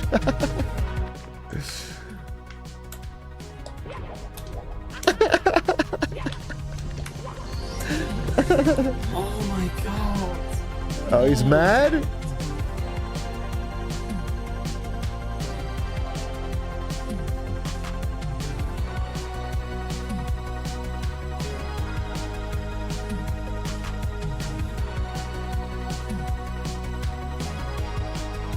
We're like a third into the video, maybe? Something like that? Summoning Salt. New video. Sub 40, Unbelievable baby! grind. Thanks to a combination of beat counting, incredible muscle memory, and a ton of skill, Bubsy had beaten Super Mario 64 blindfolded in under 40 minutes. This run had one big mistake. During MIPS, he got lost and had to quit back to the menu. It cost about 2 minutes, so a 36-minute run would be the limit. But there were no major mistakes anywhere else. 38 minutes was incredible. I'm very worried that by the end of this video, someone's PB will be better than my PB, but playing with my full eyesight. I don't remember whatever I got during that Clint speedrun was like my PB. I mean, my like, not my all-time PB, but my recent PB. So you can look it up, whatever it was. I'm very worried. It was probably 28 maybe, 27. Incredibly optimized for this type of run. Did I do It 25? was exactly what he was looking for. I'll look it up right now. I will just get an answer. Atrioc, Clint, Mario. Can 5 streamers beat a world record? Yes! Oh shit, 25. It was 25. I fucking did it! Oh yes! I fucking did it! I did it! That was a heater. That's a heater video. That's a heater video. Clint being like, my chat told me to call you Glizzy Hands. All right, so 25. Bubsy 25. really was the king of blindfolded Mario 64. Hardly anyone else had tried it, and those who had were well behind him. Let's see He if could they do can with beat his eyes 25. closed what others couldn't do with their eyes open. And this Surely they 38-minute won't. run was his magnum opus. Bubsia was finally done with the grind. Come no on. one else even approaching You keep his saying that, but times. he keeps... And then, 3 weeks later, something very interesting happened. Completely out of the blue, a Poop new fart. submission appeared for the Blindfolded Mario 64 leaderboards. The player's name was Nobori56, and he was claiming to have performed a 35-minute blindfolded run, a new world record. Nobody in the community had heard of him before, and having someone brand new instantly claim a big world record was suspicious, to say the least. Right. And when the community watched his run, it only got stranger. He wasn't beat counting at all. In fact, it seemed like nearly everything he did was muscle memory. It looked an awful lot like he could see what was happening on screen, at least somewhat. Blindfolded speedruns can be easy It would be so fucking funny if I just submit my 25-minute run with like a fucking photoshopped band around my eyes. to fake. If you can get any vision through your blindfold, it makes the run That's a magnitudes easier. diaper, by the way. Yeah, This was a tough exactly. one to call. Maybe Nobori was just an unbelievable blindfolded gamer. Or maybe he was a cheater. Over the following few weeks, Nobori continued submitting runs, and gradually, everything became clear. Jesus. Jesus. Jesus! Nobori was 100% legit, and he was actually that good. So here's the thing with Nobori. He has an absolute knack for developing muscle memory. Once he does a trick with his eyes open, it doesn't take much practice until he can consistently do it without looking. That's crazy. Therefore, the idea of beat counting never even entered his mind. I'll be honest though, I would love to see him wear a different blindfold. That one looks like a fucking diaper, and it looks like you can see through it. Because like, even if you only get the grainiest outline of the colors, it would be such an advantage. I don't think he's cheating. Obviously he's not cheating, but it's like, that would, if you were competing, it would be like annoying to me. You want pitch black. Pitch black is what you want. And he was able to perform nearly everything faster. Even right from their first movements in the castle, you can see the difference. Bubsia had to set up his moves and work his way to the first door. But Nobori adjusted the camera at the perfect moment to do this. Sheesh. Basically indistinguishable from a visual runner. That's like an actual... How about getting to Peach's slide? You're nuts. It's faster than I would do it. Genuinely impressive, even with eyes open. It was more of the same with the stars. Nobori went for super fast strategies, no beat count setups necessary. Even though he died a few times, the time save for moving faster more than made up for it. Right. But as you might expect, the place that Nobori improved the most was the Bowser stages. When Bubsia played Bowser in the sky, he kept moving but didn't do anything too flashy. Super impressive for being blindfolded, but nobody would mistake it for a speedrun. Right. Nobori, on the other hand, You're fucking crazy. You're crazy. standing left side and elevator skip. It's really hard to believe that all this is possible. Doing the while elevator blindfolded. skip In blindfolded? case there's Check any him doubt PC, Nobori bro. couldn't see, at the end of every run, he took off his 18 blindfolds. No way anyone could see through all that. I take it back. I take it back. Oh, fuck, he got me. Oh, fuck, he got me, dude. He's doing 100 shirts. He's stealing my content idea of 100 shirts, but he's doing 100 blindfolds. He was simply so much better than any other blindfolded player. He was running while the rest were walking. Nobori had achieved a 26-minute blindfolded run of Super Mario 64. Simply inconceivable just a few weeks ago. There's one more moment of Nobori's run I want to talk about.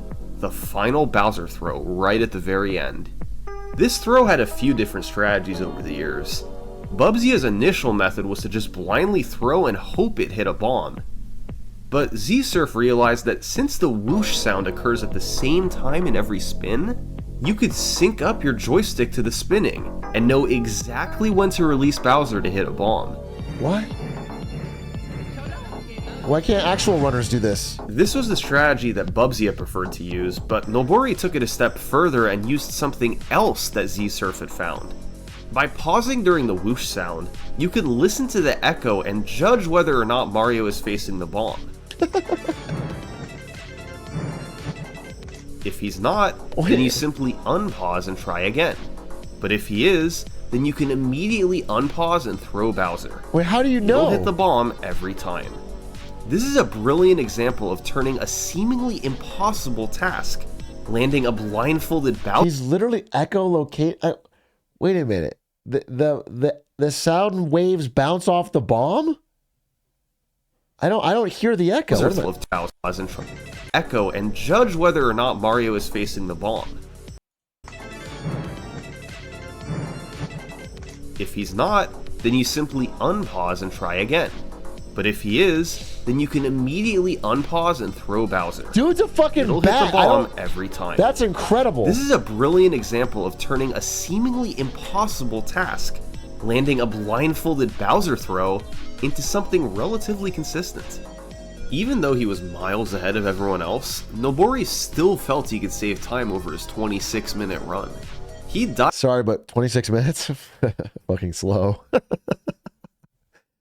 Sorry, I mean, you're impressive. Like, you're good for a kid. Like, whatever, doing the fucking bat method. But a real Chad hits it in 25. And I'm sorry, that's just what it is. There's a difference. There's a gap here between Chads and lads, which is what you are. Died a couple times and had a particularly slow MIPS grab. So, a few months later, Nobori came back and improved the record to 25 minutes. Okay, but still. A run that would have... Yikes, 25-13? That's like... All right, that 13 seconds, bro. Yikes. Well, 11 seconds because I did 25 too. Yikes, bro. And this video is almost over, as we can tell from the bottom, so I don't think I'm getting past anytime soon. Been even faster had he not failed to grab Bowser's tail and had to redo the fight. And just 2 days after that, Nobori made one more improvement. This run was truly incredible from start to finish. He collected the first 11 stars quickly, with no substantial time losses. He died. And then he gave up. He said he could never beat the time. Wasn't worth trying anymore, and he ended. And that is the end of Summoning Salt. Brr, brr. Oh, that's not the song. The end. Wow, powerful video. Kind of an abrupt ending than his usual videos, just cutting it off right in the middle of a run, but really, really good. Died once in Hazy Maze Cave, but it didn't cost him badly. His MIPS grab was instantaneous, right in front of the door. His Bowser stages were all fantastic. His BLJs were super quick. And on the last fight, he grabbed Bowser's tail and landed the third throw. No retries needed. Impressive. Yikes.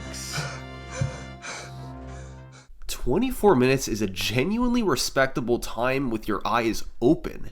Nobori had optimized this run to insane standards. 25 is, really. Hard to believe it was all actually possible.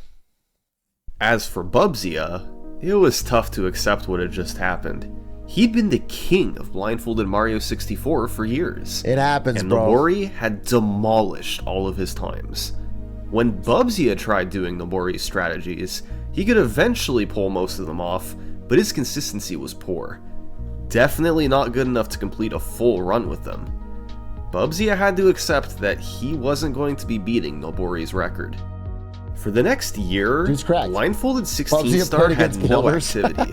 There was no point when the world record was this good. He pioneered. Players focused on other categories with less optimized records.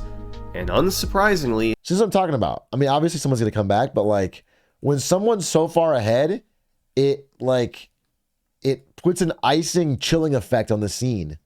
People stop running.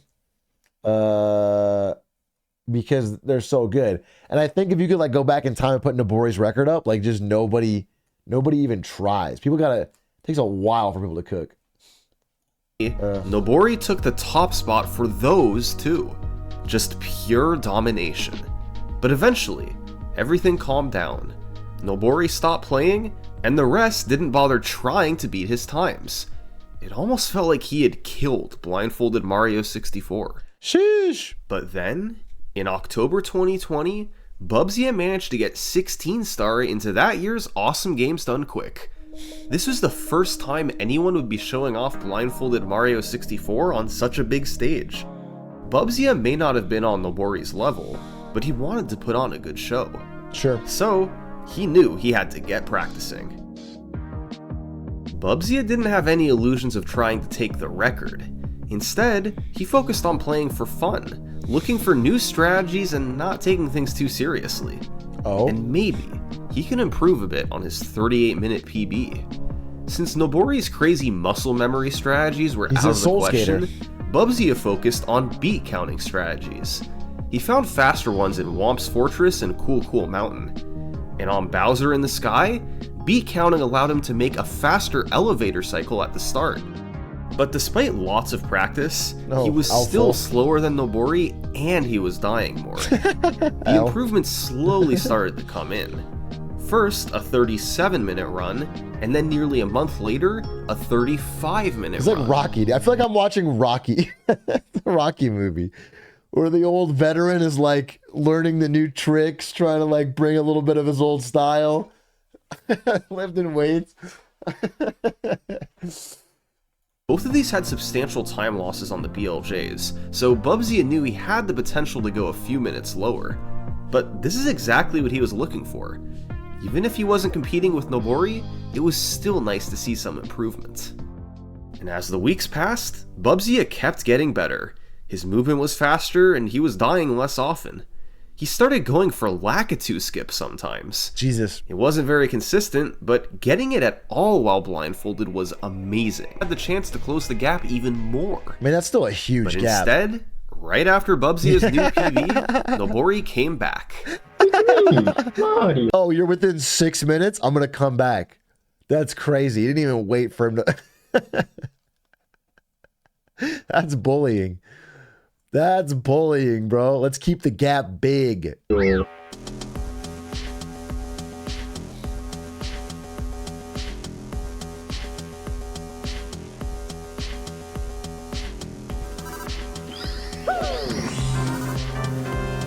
He made it seem effortless. Nobori's strategies were somehow even faster than before. To get to the top of Whomp's Fortress, instead of teleporting, he jumped off the slope while sliding to make it up. Damn. He switched up a few stars and had a brilliant strategy to hit the Talon Star in Shifting Sandland. And most importantly, it was just incredible that he was doing all this while blindfolded. Occasionally, he'd have a moment that looked obvious, like when he struggled to collect stars that were right in front of him. But he'd turn around the next moment and do something like this. Mind-blowing. Bubsy had improved, yes, but he was not on Nobori's level. Dude. It almost seemed like he could lower the record at will. But he decided to stop here. With the world record down to 23 minutes, Nobori had once again killed the competition in blindfolded 16 star. Bubsy knew he wasn't beating this. Nobody was beating. GG Nobori, nice. You got to put the emote of the dude like crying with the mask in front. Nice. Nice, dude. GG.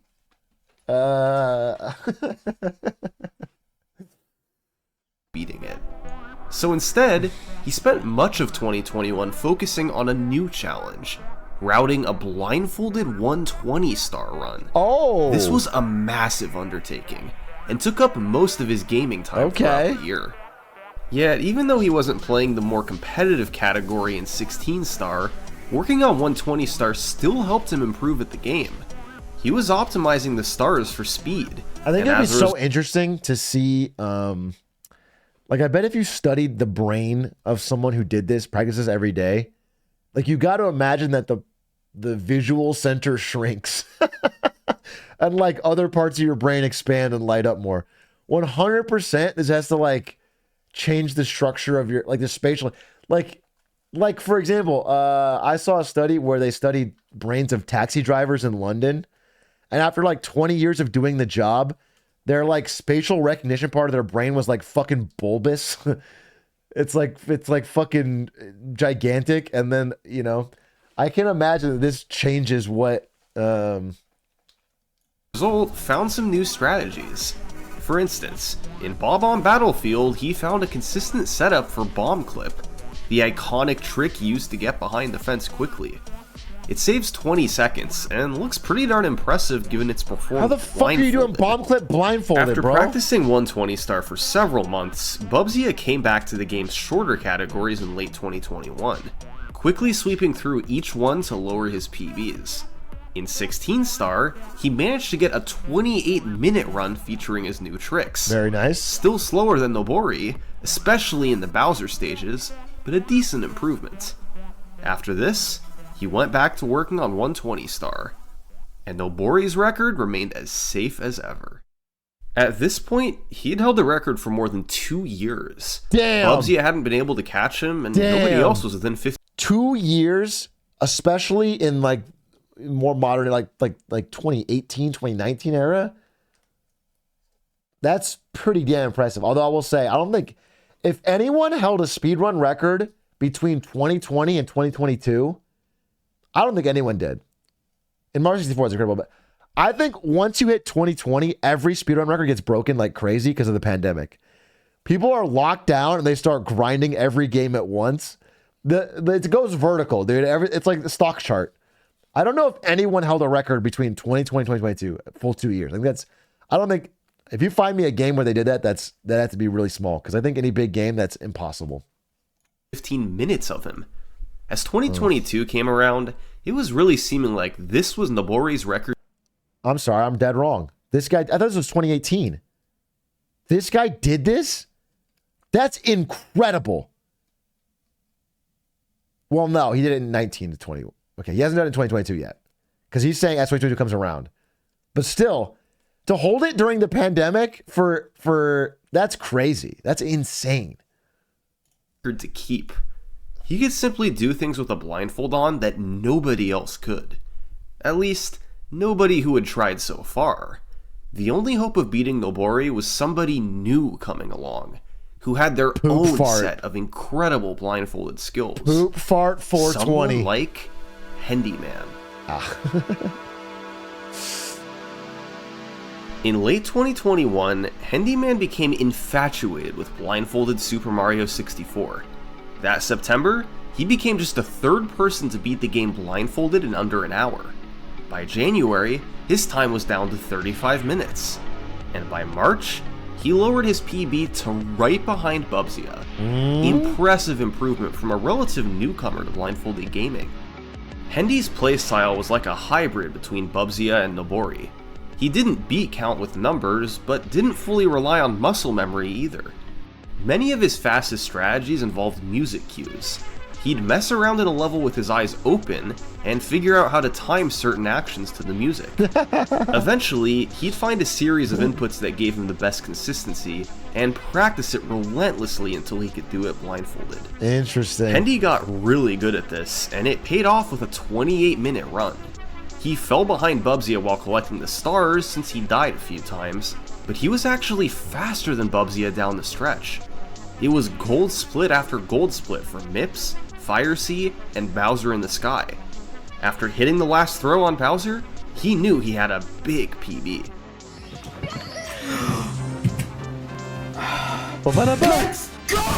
Let's go! A couple months later, Hendy got on another good run. It started with both Lakitu Skip and Bomb Clip. Weirdest and he Lakitu skip I've ever gained seen. big time in Bowser in the Dark World.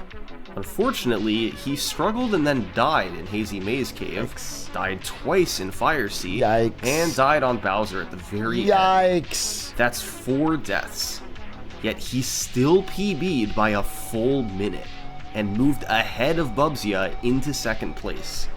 Yeah, someone said it's funny they don't know the time till the end. That's true, because as a speedrunner, when you fall behind too much, you want to just start over to save time. And it'd be funny in this run if you made a mistake and you're like, I think I lost too much time, I should start over. But if you try to peek to check, you instantly void it. So you could still be on good pace, but peek to check and then you lose your great run. That's fuck, which means you have to try, you have to keep going on a lot of runs that you probably should quit. Hendy had gotten really good. Despite several minutes of time loss, the rest of his run was so fast that he couldn't help but PB. Hendy's movement and speed was incredible, and it was honestly starting to look a lot like Nobori. The only thing he didn't have was Nobori's consistency. These mistakes made up the bulk of the difference. It was safe to say that Hendy was officially a world record contender. And over the next few months, things would get quite interesting. Hendy started practicing the last few tricks he needed to learn, like standing left side and elevator skip. And most importantly, he worked hard to That build his elevator skip is consistency. nasty. He knew that he had the skills to get this world record. He just needed to hold it together for long enough and get it all the I'm so glad that summoning salt exists, because otherwise someone does something like this and it's like they don't get any reward. You know what I'm saying? You put in years of practice and like 4 guys know about it. But like with summoning salt, it's like this nice trophy that's like, hey, you're honored. They put you in history. You get your story told. I think that's cool. I think that's fucking sick. lineup in one run.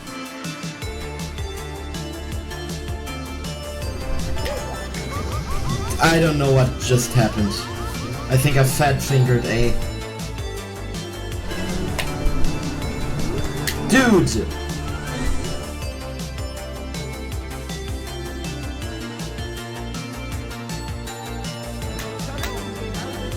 Yeah! You did Super Mario 64 16-star blindfolded in 26 minutes.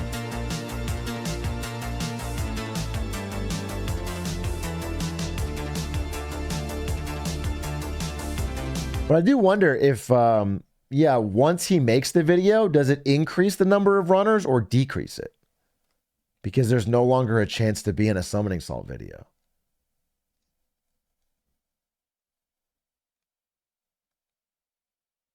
Increase? Okay. That makes sense. It probably does increase it. That makes sense. People get interested, they want to try it out. Yeah.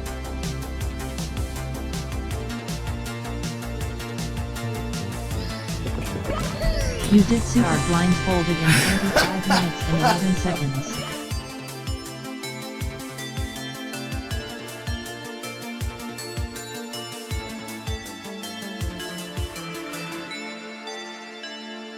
Yeah, they definitely stream more because I remember watching the Lego Star Wars one, and then we had all the runners in chat and they were active, and then after the video came out, they all got better viewership, so they streamed a lot. Yeah, it definitely increases. It definitely increases the runs, 100%.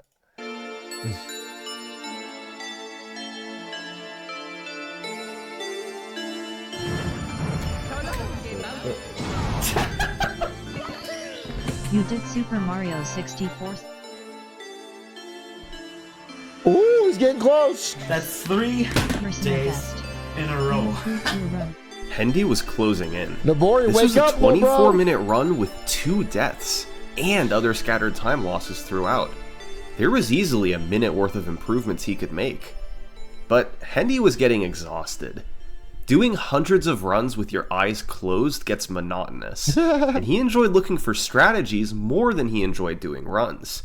So, even though he was so close, Hendy decided to take a break from 16-star, What? and instead focus on blindfolded 1-star, an even shorter category.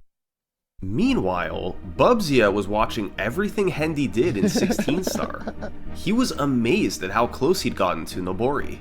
And after completing the world's first blindfolded 120-star run God in May, damn. Bubzia was ready for a new challenge. Blindfolded He'd 120 is improved insane. so much while on the 120-star grind. That's insane. And had gotten especially good at searching for new strategies.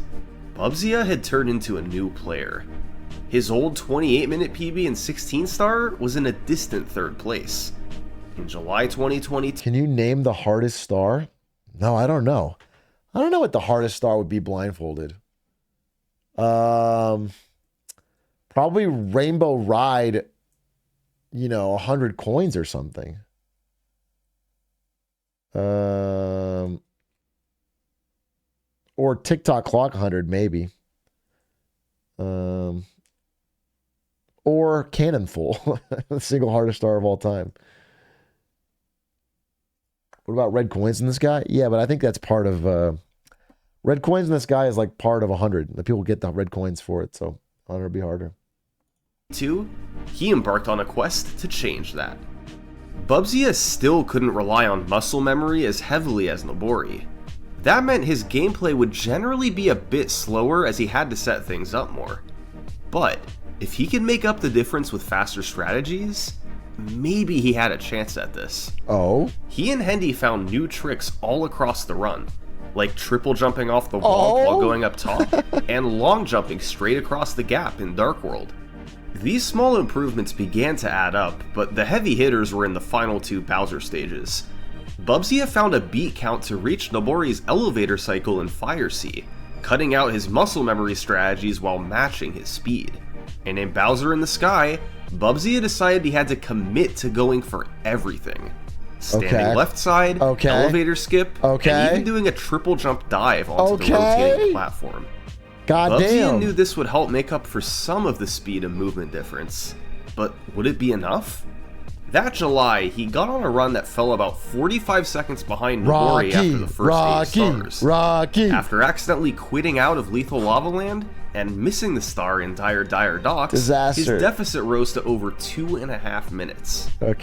But he did manage to gain time on the BLJs and executed his new Bowser in the Sky strategies to perfection. The end result was a 25:49. 2 minutes behind the record, and 1 minute behind Hendy. And 30 seconds behind Atrioc. Was a changed player. Look, he hadn't held the record in 3 years now. Nobori had always been just too dominant to beat. But this run was proof that finally, he was fast enough. The world record was within reach. If Bubsy could clean up a couple blunders in the middle of the run, then he could finally get the top spot back. Would be insane. But then Nobori, I assume, shows up? Bubsy got off to a great start. He hit all his new strategies through Dark World and had a 20-second lead over Nobori. Damn. In Lethal Lava Land, he looked like a visual runner collecting the 8 coins. No hesitations. He nailed getting on the submarine in Dire like a visual runner out there. Had a beautiful Fire Sea. All of a sudden, Bubsy had himself a deathless run into the BLJs. Is that a 3-minute lead?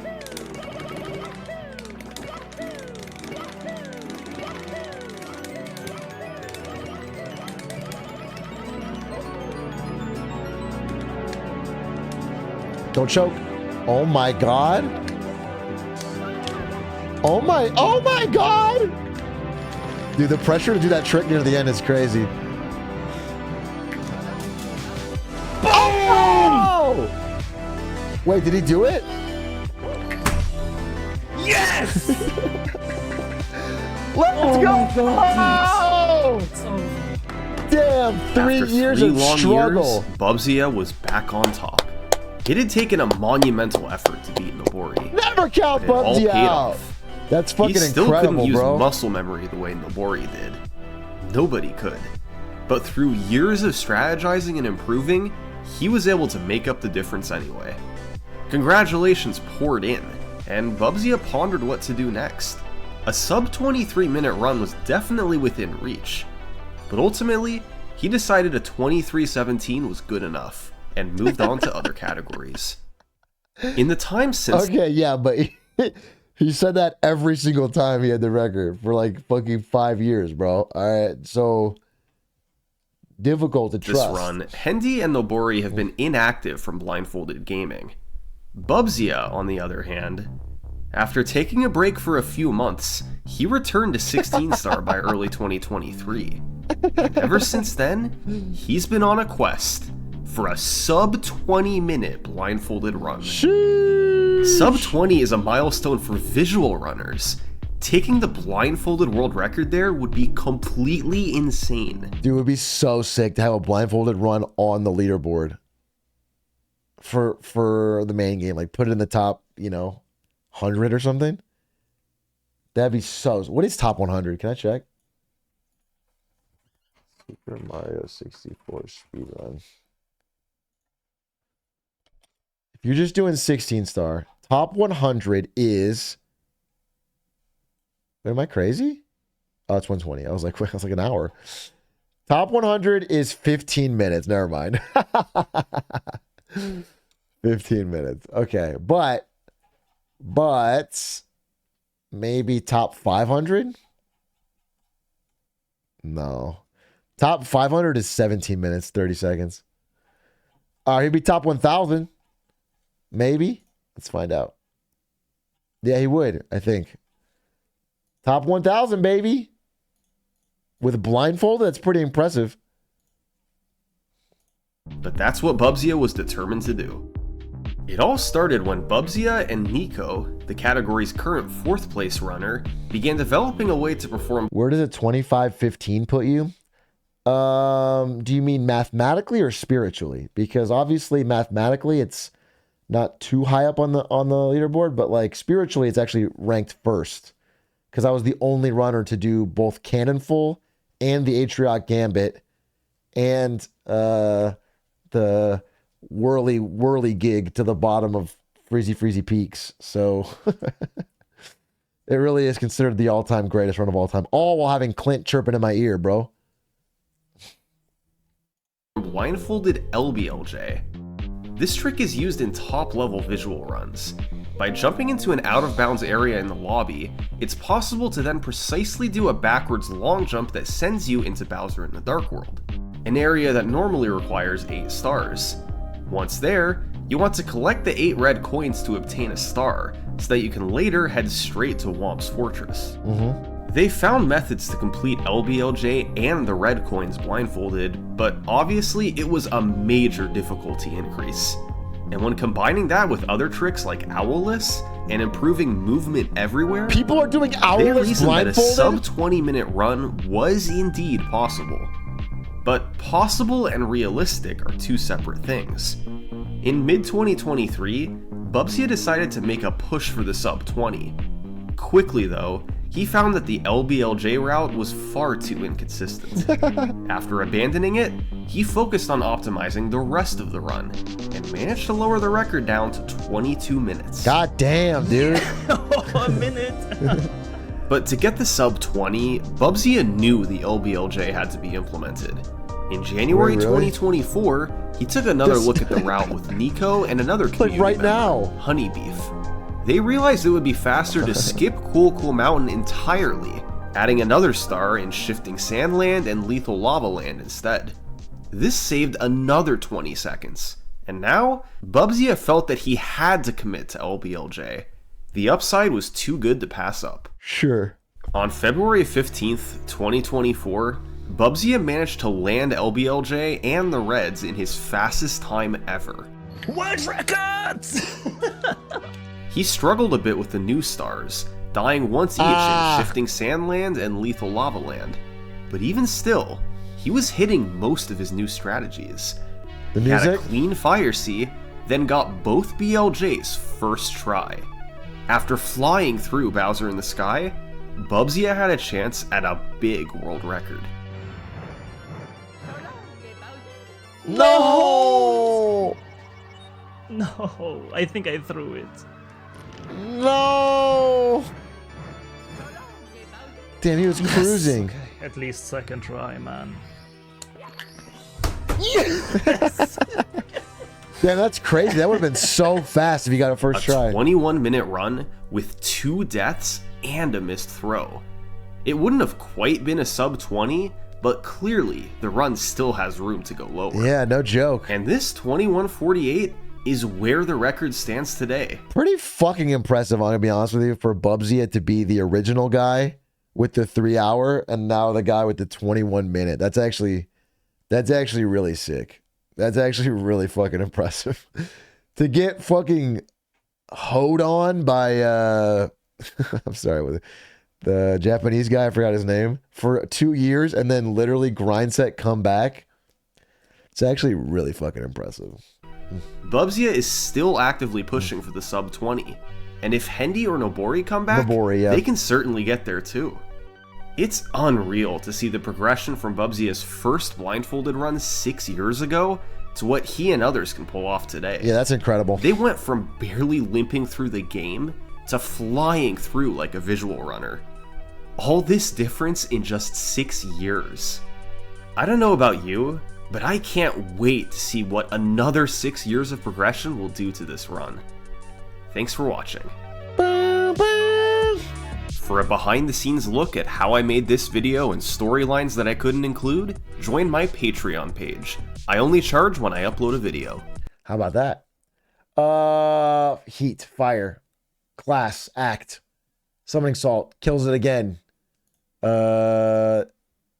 Yeah, cool story.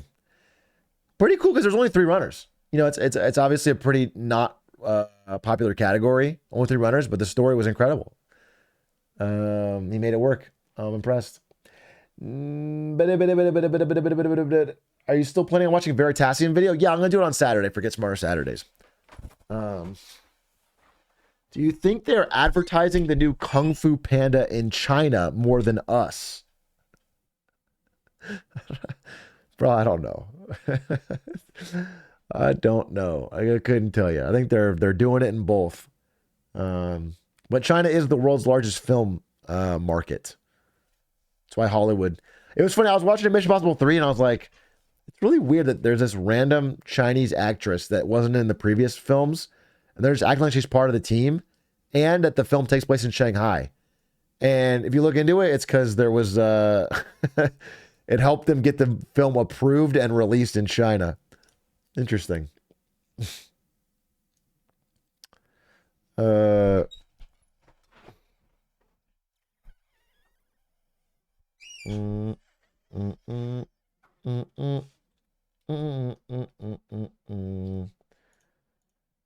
There's a guy who claimed second in this category, but he blatantly cheated. Yeah, I mean, I definitely think Blindfolded is one of those cats where you got to be very suspicious of cheaters because it just seems so easy to cheat. Although, aren't there people that cheat and they like, it's so obvious they can see? Like they're doing tricks that make no sense if you are blindfolded.